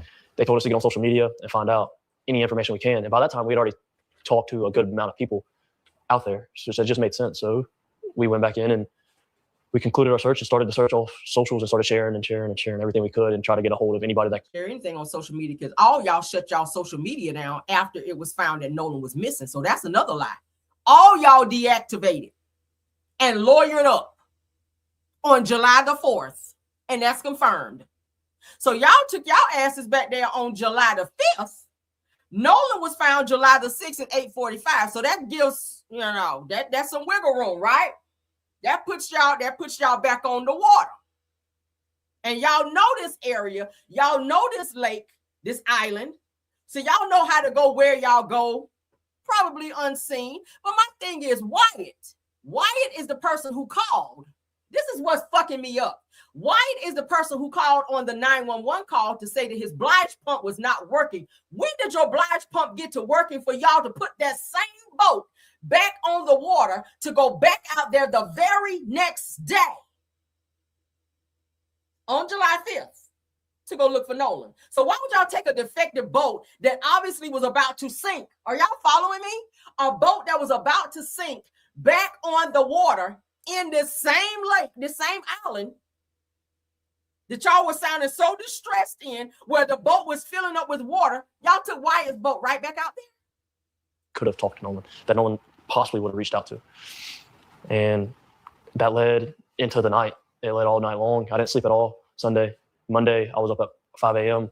I was putting fuel in our boat at 6. I got told that we were taking out another boat to Chandelier at 7. So I put my boat back on the lift. And I went to McDonald's, and then I got the news after I left McDonald's that his body was found. So it was already a plan that we were going and searching and trying to do everything we possibly can. And that's all I wanted to do. Is I wasn't there to help him out in his last minutes, but now I feel like as a friend and as one of my guys, man, I do everything in my power to help now, and that's why I have reached out to the family. I have donated to the family, and I have given them just. Were you at the funeral? Your normal death gifts, I would say, as you pay your respects. And do you think Benjamin Crump being involved in this case made it better or worse? 100,000 times. Y'all hear this indirect attack on Ben Crump? Why is this interview not kept on Nolan and the times and what happened? That's what this interview is supposed to be about. You're supposed to be interviewing him about where he was, what happened, what he knows about the death of Nolan, et cetera, who he was with. Why do we keep plugging this Ben Crump in there? It's like you have this underlining issue with Ben trying to find out the truth. And because you just have a liking to these boys, Ben is becoming public enemy number one in your interview. And I'm not feeling worse. Because why on a Tuesday after where has your civil rights been broken? Where has it been shown? You brought Benjamin Crump to stir up a community that's already tight-knit. Yeah, we might not be best friends with everybody, but I promise, if you're talking about Ocean Springs as a whole, Ocean Springs is going to have Ocean Springs back 110%. We back each other. Everybody I've seen, we back each other. And for them to push this narrative and really push it just shows me is like you have no idea who you're dealing with or who you're messing with. And I think he's taking the grieving parents and manipulating and turning this and making it sound all bad, because nothing's like that at all. No. Have you gotten death threats? Or, because I know that the other young men that I spoke to about this, especially the white young men, they're getting all kind of death threats. They're being accused. Again, race baiting. Anybody can get a death threat. Y'all said that all of you guys' friends were of all races. So white, especially the white ones. But I'm sure everybody that was Nolan friends probably got it, because everybody wants to know what happened. If you were there with Nolan that day and you ain't speaking out on what the fuck happened, I'm pretty sure you're getting a death threat. It don't matter, Mexican, black, white, Puerto Rican, all of them getting it, right? All of them. I'm roasting all their asses. I don't give a hot damn if you African in this bitch. I'm roasting all y'all asses. Accused of killing Nolan. Did you get the same backlash and threats that some of those guys have gotten? Yes, I've gotten the death threats per se, but I've also gotten the threats along the lines of where it's like I've been cast out of the black community. I've been called white. I've been called a wetback. All these things. I've been sent photos of me and my grandmother. How are y'all getting all these death threats when y'all deactivated y'all accounts? I'm trying to figure where are they sending. I said this yesterday. Where are they sending these threats to? Are they putting it in your mailbox? Right, they drive by your house, put them in the mailbox, and they put it under your windshield wiper because y'all deactivated y'all social media accounts. So how the fuck are they giving y'all these death threats? I'm trying to figure out. And they've been told that she's the devil. She's just looking for the time to kill you. You need to be careful and blah, blah, blah. And it's like, man, if y'all want to know the story. Easy and delicious. It's a lot of beating around the bush in this interview right here, I see. I want to get to the facts. Fuck all that friendship and threats. That's normal. People know the truth and they feel like you lying.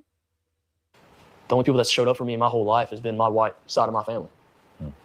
So for y'all to sit there and drag their name and to drag me down, and I'm supposed to be one of y'all, and you're supposed to have my back, and we're supposed to be in this together, and it's really eye-opening. Did it shock you that it turned this way? Meaning that, you know, you see everything happen. Nolan was your friend. From all the young men I talked to, it seemed like Nolan was the life of the party. Everybody loved Nolan. He gets along with everybody. Everybody's cool. Everybody feels like Nolan made them feel like everybody's his best friend, right? I mean, everybody felt connected to Nolan. Were you shocked that it turned like this? I mean, where this community was tight-knit, Nolan's friend group was tight. He ends up losing his life in an unfortunate situation, which nobody knows exactly what happened.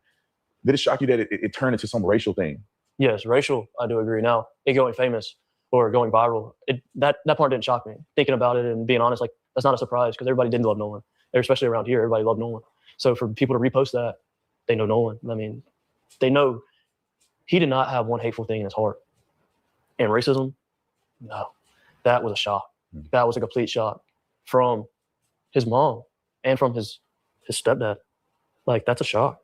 That's an utter shock because it's like, first off, I don't know how to word this. Nolan wasn't fully black. Nolan's mixed.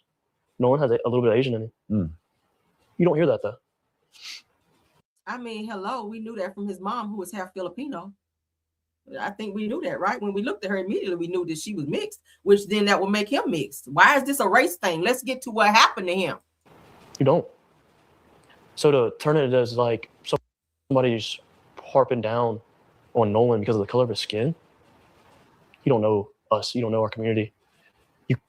It's crazy that people are just running with a lie. And it's so easy for people to believe it from the outside, looking into Mississippi's history, per se. But it's like, you're looking at history. Let's go to each state's history. I bet they're not the best with black people. Like, people change. You learn history so you don't repeat it. Everybody knows that. What's the craziest lie that you've seen floating around there about this situation? I know there's a lot of mysterious things, but like, to you, what's the craziest thing that you've heard somebody say about this? That my buddy in the photo was his lover. That was wild. That's been the utmost craziest because it's like, what? Like, where'd you get that from? Yeah. I mean, also the lies of just how racist Mississippi is or how racist the coast is in Ocean Springs. And yeah, no, you don't know this, man. Like, you have no idea. And what I thought was crazy lie from the beginning was he's the only black person on the boat. He's the only black person on the island. No, not at all. Like, not once. Like, where'd you get this background information from? How many people are on the island from your vantage point? On the 4th of July? Yeah. Thousands? 13 miles? Like, I mean, you're talking hundreds and hundreds of boats that are carrying minimum 4 to 8, 9 people. Like, I'm talking like on the lower end, and we're talking about smaller vessels here.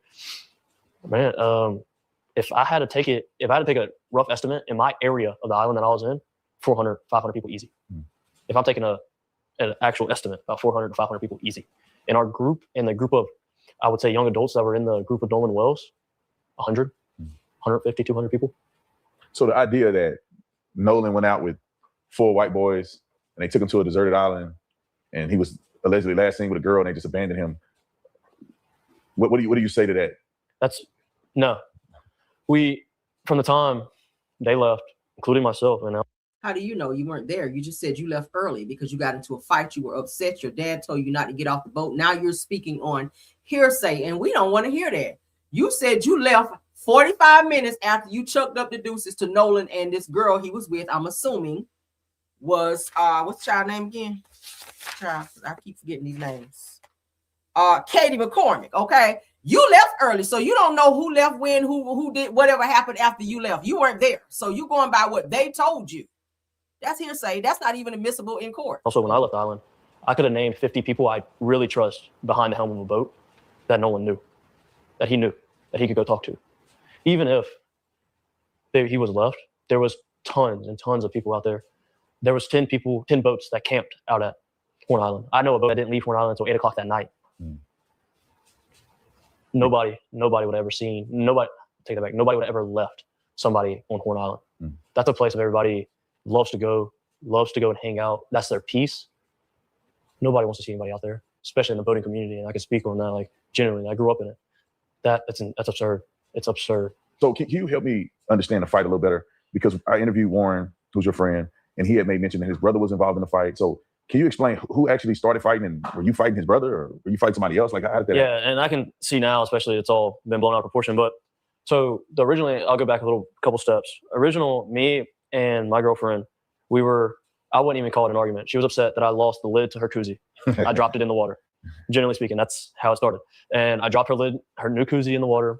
And so she started to let me hear it and basically told me I was paying for it. And she was really upset with me and mad about it. And I needed to kind of sober up a little bit. And so we're walking back. And during that time, this guy that I'm not friends with, I know of him. I don't know him. I didn't even recognize him when I got in an original fight.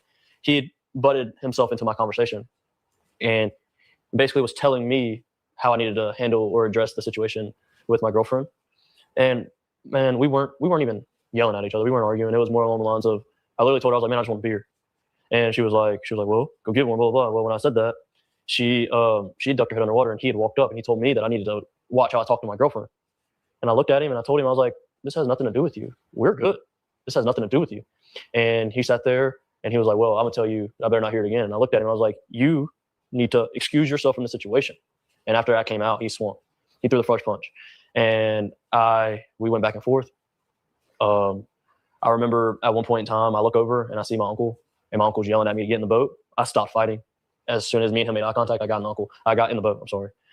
And I listened to my uncle. And what was Warren's brother's involvement in this? And so I was getting there. So when I'm on the boat and they're trying to cool me down, I'm trying to get back off the boat. So I see the crowd forming up on the island. Well, my little brother and Carter are like really good friends, like best friends, I would say. He's over at our house all the time. Carter heard him still talking crap as he's getting out of the water and I'm on the boat and the situation is like done and over with, right? Well, he sees him talking crap. So Carter gets up and more along the lines of defending me. And for what? He was like, well, if you got a problem with Tristan, we can handle it right here. So what's the racial breakup of these people that are involved?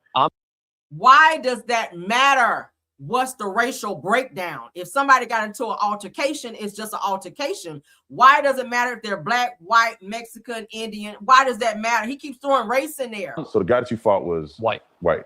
I'm the only black guy involved in this whole entire thing. Yeah. And at all. Like, I mean, I don't know. Carter is white. The dude I got in a fight with is white. Mm-hmm. I was the only black guy involved with this. My girlfriend's white. My uncle's white. There was no other black guy involved. And I know Ben Crump tried to run with a story saying that was Nolan. Mm-hmm. Well, I was like, nice try. But there was another black guy on the island. So now your whole narrative needs to change again. Right. Like, you know what I mean? Like, but that was Carter's involvement. And that was kind of it. Like after the fight, man, I remember getting off the boat. I got off the boat and I walked up to the island. I was telling people, like, hey, like I just need to cool off. Like, let me be. This is after everything is dispersed. There was no crowd anymore when I walked off the boat. And I was like, let me be. Well, again, my uncle yelled at me and I was like, I don't care what you're doing. Get back on the boat. We're leaving. So I got back on the boat and we left shortly after that. Mm. And well, at least I know you from the interviews that you've done. Some of the other boys haven't spoken out at all. Yeah. You've had a chance to use your voice to put the truth out there. You did an interview with, I think, ABC. And you also did an interview with the Rolling Stones. That was my first interview, with Rolling Stones. The first interview was Rolling Stones, then ABC? And then ABC, yes. Now, from what... He out here collecting a check, right? This is a check for you, sir. He monetizing from this situation from Nolan. You done went to Rolling Stones and NBC or ABC? You told me before this interview is that the Rolling Stones gave you a very fair interview. It seemed like the young lady who interviewed you articulated very clearly what you told her with no fluff, no nothing added. And she cared. She really did care. And she made sure that what she was telling was the complete truth behind everything with me, with my uncle, and then also fact checking on her side as being in media. And it all aligned, man. And when they came out with that, it was really genuine. When I felt that, it brought me to tears because it was like, that's the truth. That's exactly how it needed to be worded. And I appreciated her. I appreciated her a lot. And we took her out to Horn Island this morning to do another little bit. But she's done well, and that's the truth. Her story is nothing but the truth. Now, ABC, on the other hand, did they treat you fairly, or how did they go? So I don't want to say they treated me unfairly. The quotes that he used in the article, he did ask me for my permission on it. And I gave it to him. Disney's Descendants. He making his rounds, honey, getting his coinage from these interviews. He trying to be famous behind this Nolan situation. Is looking to an extent. Looking like I changed up some stuff, and that he initially didn't change when he came out with it. And then the voice recording, that's really what gets me, because that's what the main people are listening to, right? They're not going in and reading in depth in the article and really seeing everything. They're just going off of what's on TV. Because people don't like to read these days.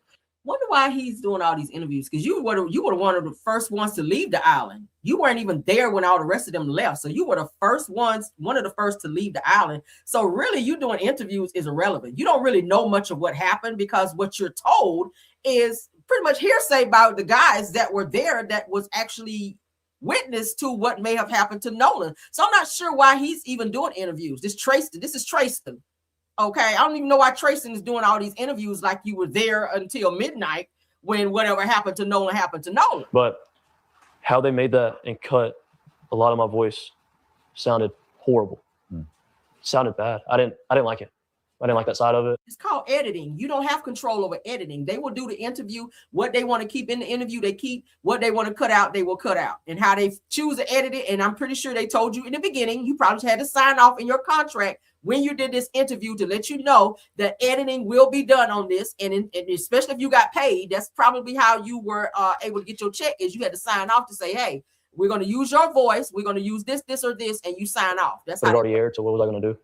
Really? And at one point, I could have sworn you said that you didn't feel comfortable doing the interview on camera. Yes. And did you do that because you didn't want to be visibly promoted on television, or what? How did that? So the side of that, and I didn't want to be on camera for two main reasons. I never wanted to do an interview and get famous. I never wanted any. Well, why the fuck is you doing all these interviews if you didn't want to be famous? He said he didn't want it, one, because he didn't want to be famous, but this your third interview. Attention, per se, famous attention. I don't care about the negative side of it. I'm doing what I think is right. I never wanted any positive attention, let's say. All I wanted to be is for my guys to know that I had their back and I got Nolan's back. And I didn't want the investigation, especially on social media side, I guess, and with Ben Crump and their legal team, to go down the wrong path at all. That was my sole purpose, is to tell the truth and to clear up lies. When I talked to ABC, they wanted to do an in-person interview, and I told them no. I told them no because I'm getting death threats. And I don't like them. It is what it is. I'm not putting myself out there any more than I need to.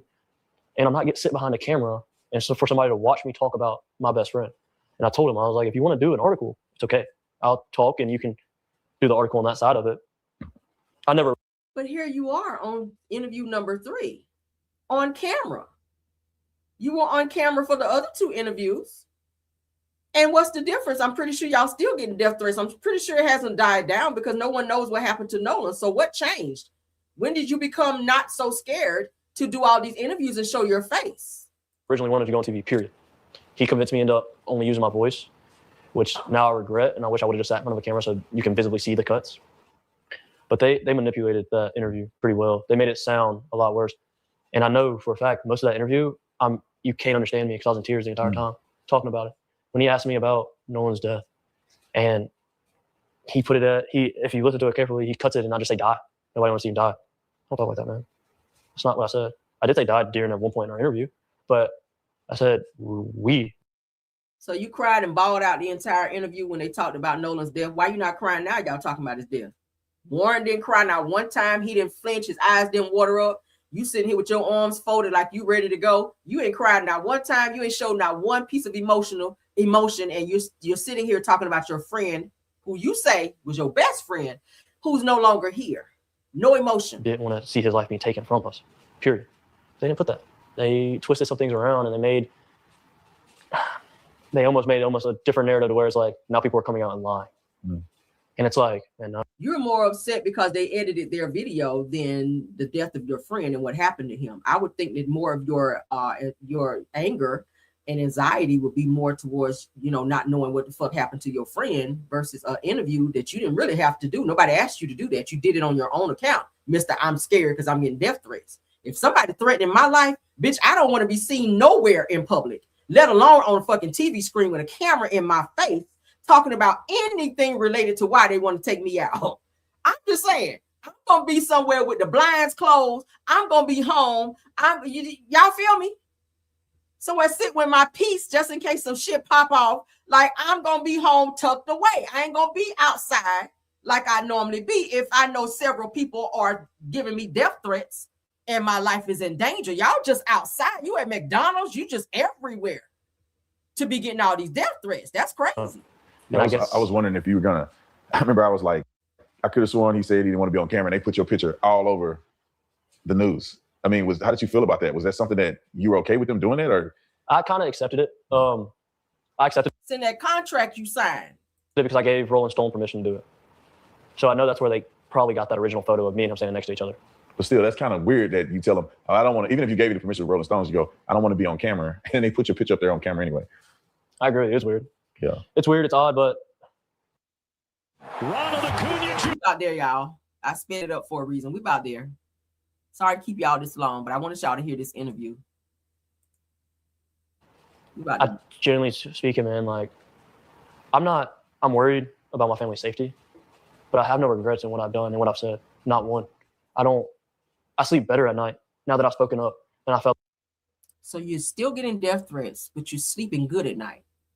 If someone is threatening my life, I'm not sleeping good because I don't know at what point in time somebody could bust up in my house, spray my house, whatever. Because usually, especially if it's a part of the gang, right? Y'all know how the gang work, honey. They don't stop looking for you. They don't stop coming for you. If people are threatening your life, you're not sleeping good at night. He said he sleep better since he did these interviews. Could it be that check that cashed in the bank? Is that what it is? Like I've done my part of the good, and I'm willing to help any other time if anything else pops up that I can't help with. And I genuinely just want the truth to be heard about it all. And it kills me and it breaks my heart that my best friends are going through this. Like, this is at home. This isn't something I'm just watching through a screen, listening to you talk about it or listening to somebody else talk about it. I'm living this. I'm getting the calls from my buddies crying, asking me how I'm not scared out of my mind. How am I okay dealing with all this? So one thing that kind of stood out to me, there was a big contradiction on television, was you said in your interview that you were really, really good friends with Nolan, his best friend. Nolan's mother said on television that as if she don't even know. Here you go attacking Nolan's mom now. Here he go attacking Nolan's mom now. Know you, and she don't know who you are, and you're definitely not, at least is what she alluded to, you're definitely not his best friend. So what's the truth in that, and how did that affect you? How did that make you feel? So she originally touched and she said that we weren't childhood best friends, and she's not wrong. She's not wrong. I moved to Ocean Springs in 9th grade. I met Nolan in 9th grade, as I've stated in my Rolling Stone interview. Nolan was my best friend though. She can believe it or not, that was my best friend. No, me and her never had a sit down in-depth conversation like me and you're having now. It was always, hey, how are you doing? I've been to her house multiple times. I've taken Nolan to school multiple times. I've left my vehicle at her house multiple times, even including the new vehicle I just got. Has gotten left at her house for 2 days. And I just got it. I haven't even had it for 4 months. My vehicle before that stayed at her house for almost a week. Me and her son went on trips together. We went to Florida for spring break together. You don't know me? That don't mean she know you. That mean you left your car at her house and y'all got the hell up out of there, right? Just because you speak to a person don't mean you know them. This lady says she don't know you. She don't know you. Now, I saw a video after Nolan passed. All of his real friends were at Miss Christine's house, Nolan's mom, right? They were in there. She said they sat around her. They hugged on her. They loved on her. They were all there. They were there for each other while they cried. I didn't see you there. I damn sure didn't see Warren there. I ain't see Wyatt there from the videos and pictures I saw. And y'all supposed to be his best friends, right? Again, I still don't see you crying in this interview, but you are in the defense mode. Just as I can leave my car at anybody's house, that don't mean they know me. That mean they know my damn car in the yard. That's what they know. That's what they know. I'm in all these homecoming and prom photos as our whole friend group. Me and Nolan are standing next to each other. You don't know me. Nolan's last name is Wells. My last name at one point in time was Walker. We were by each other in the alphabet when we graduated. That don't make her know you because your last name start with W and his is W. That still don't make her know you. Man, that's mind-boggling. It's insane. Me and Nolan have multiple classes together. Me and Nolan has always stayed tight. Nolan has always known that he could call me whatever. And like I've mentioned, I got a new phone number 2 months ago. Nolan was the only friend that had my phone number out of the friend group, and I still call them my best friends. But we communicate on other social medias. But it's like Nolan called me on the day to meet up with me on the 4th out there. But we weren't good friends. We weren't close friends. And when I say best friend, man, I don't want to take away anybody how close they were to Nolan. But when I think of a best friend, I think of Nolan. Somebody I can call, somebody that I've stayed up and I've cried to. That was one of my best friends, generally speaking. She might not think it. That's okay. Me and Nolan knows where we stand with each other. And period. And Nolan knows that. Yeah, I appreciate you sharing that. With interviewing with me, right? We came out here to Mississippi. We just want to give the boys a voice, give you guys a voice. And out of, I'd say, all the other outlets that you could have spoken to, why do you feel that you wanted to talk to me tonight? Honestly, I'm a big fan. I know when I look at news articles, big news articles, obviously, and then I know you've talked on them, I make sure I go I watch the full thread of videos. I think our morals align alike. And when we spoke off camera, it didn't seem like you were out here like another news reporter that just wanted the next big story. Like you just said, it's like you. That's absolutely why he did it. He wants that big story. He wants to talk to the people who were directly connected to Nolan. Absolutely, that's why he did that shit, for clout. This is a clout interview.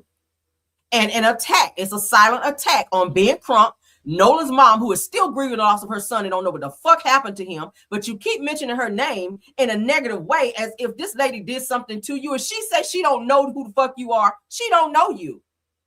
So why the personal attacks? That's weird. You generally wanted us to have a platform to be able to speak and to be able to tell the truth, and that's what I like. And I know I don't know, talking to Warren and knowing Miss Katie and being close to them and them trusting you was like, okay, I can sit down, I can have this conversation, and we can go through it, and we can have the interview on camera, and people can see me, really, I guess you could say, and talk about it and whatnot. I appreciate that. I really do. And my last question, with all this stuff going on, and you knew Nolan very well, what do you think how Nolan would feel about how this all has transpired with Benjamin Crump, with, the statements from his mom, with the accusations against you and his other friends? How would you think he would address this or feel about this? Well, I know people like these would turn over in his grave. If Nolan could dig himself out of his grave right now, he would. No doubt. Nolan would be livid as an understatement. Baby, he ain't got to dig out that grave. Because with everybody on this case, like me and everybody, I'm going to keep talking about this shit until we find out what happened. What Al Sharpton say, that blood coming up out the grave, baby, that means that Nolan get ready to tell his own story. Y'all just keep doing interviews, right? Y'all keep doing interviews, especially with this clown sitting right here, Officer Tatum. Raised Tatum. Y'all keep sitting and talking to this damn clown so we can go ahead and keep putting these pieces like a puzzle together, right? That's what y'all need to keep doing. Nolan is going to definitely speak from the grave, all right? And his real friends, that's who really going to come forward and tell the shit, right? And I ain't talking about for no reward money. Because something's going to be laid on somebody's heart here real soon to where they're going to start talking, and y'all ass is going to be implicated in this bullshit as well. And every interview that y'all sat and did, y'all going to have to eat y'all words for all this shit that y'all sat up and said and lied about this boy. Allegedly. Nolan would never want anything pursued this way at all. I think he would be really upset with his parents about how they went about the situation. I think he generally would. I don't think. Why would he be mad at his parents for trying to seek answers of what happened to him and not trusting the Mississippi coroner, who have already marked undetermined for several black boys who were found or said that they drowned when they weren't alleged to have drowned? One was beat up by a police officer. We don't talk about that. And she marked it as undetermined, and clearly he had wounds all over him showing he was beat the fuck up by the officer. So how would his death be undetermined? So I applaud Nolan's parents for going over their heads and doing a second autopsy, for getting someone who they know is going to really fight for them. Oh, I applaud him for that. I don't see nothing wrong with that. He wouldn't support it. I know that for 110%.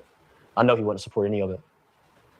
I think he would want the truth and he would search for answers, but he wouldn't go about it like this. He wouldn't let us get dogged out like this. If no one could have spoke up, he would have already said something about our friend group and saying, yo, y'all are on the wrong path. Generally speaking, he'd be mad. He would be mad. And I don't understand how people don't see that and how people are just okay with even some of his, I guess you could say, other best friends, man, how they were coming out and how they're acting behind it. I guess you can say, you the only best friend he had, right?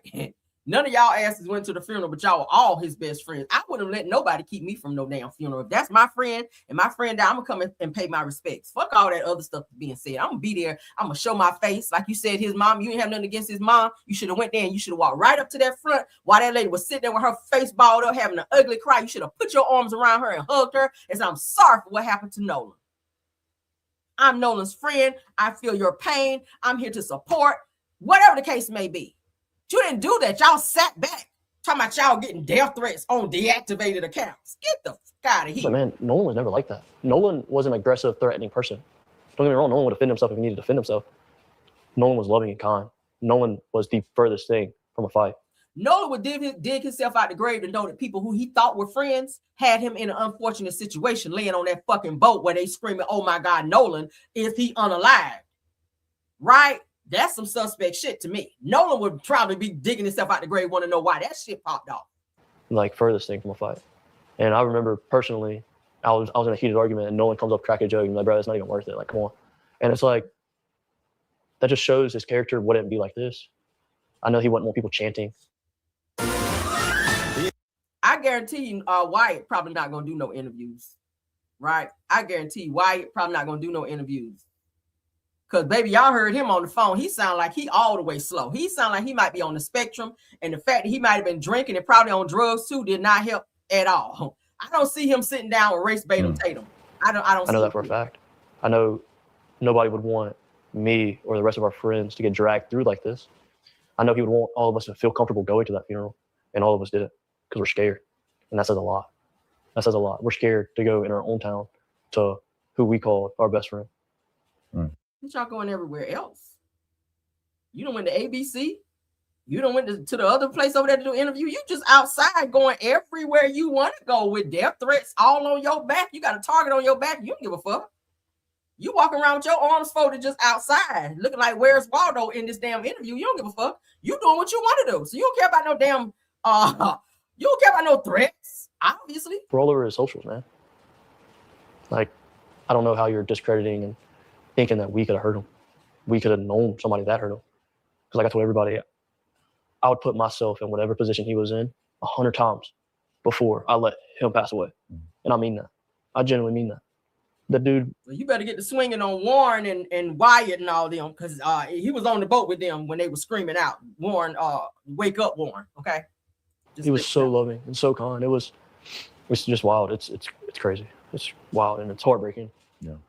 Well, I appreciate you having the courage, man, to come down here and talk to us, give us, your point of view. And I say this, like I said to Warren, man, my whole objective is that, man, I was watching the injustice happen before my eyes. And an injustice meaning that the other side wasn't presented. And people that don't live here came into this town and shook it up, brought racism in it. And basically this entire interview was racism with you asking questions about, was this person black? This person white? The person you got into a fight with, were they white? On everybody's statement that I hear about Nolan is that they didn't represent what he stood for. No. And they bastardized his character, in my opinion, this is my opinion, to make money and build a GoFundMe instead of trying to actually get to the bottom of what happened to him. And none of this have I seen any of the activists pursue what actually happened.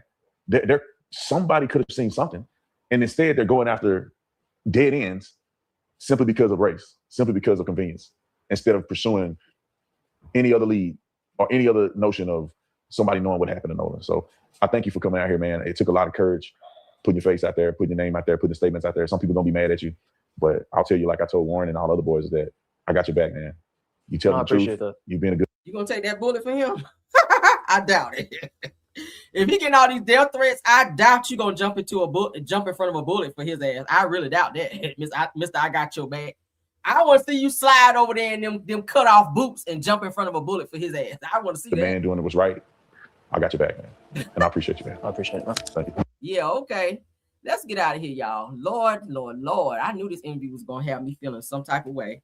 Let's get out of here, though. Y'all write in there, type in there in the comments what y'all feel. I knew this was gonna be some bullshit before I didn't get to listen to it all. And the part that I did get to listen to prior, it pissed me off. But yeah, let me go because I'm ready to go cuss and get me a drink now on a good Sunday. I knew I was gonna do it. I knew it.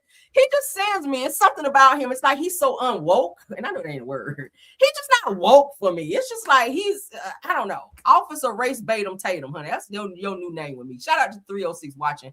Comment and let me know what y'all feel about this video and all of the topics that we've discussed, all the things that we shared with you guys.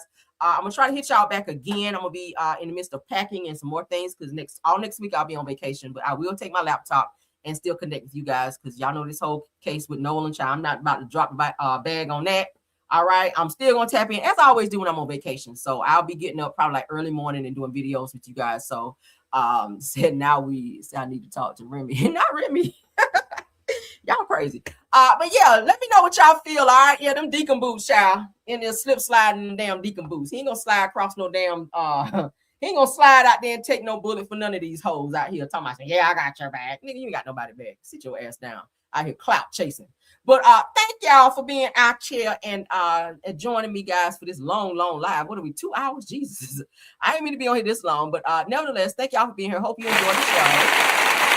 All right, we'll be back. I'll try to tap back in, probably for like a pop in. All right, for more news I know you guys can use because it's a lot of stuff that I'm pretty sure is going to be popping off today. All right, but y'all have a great day until the next video. Like the video, hype up this video, subscribe to the channel, tell a friend, come on over to the Camera Show. All right, love you guys down to the next one. Bye.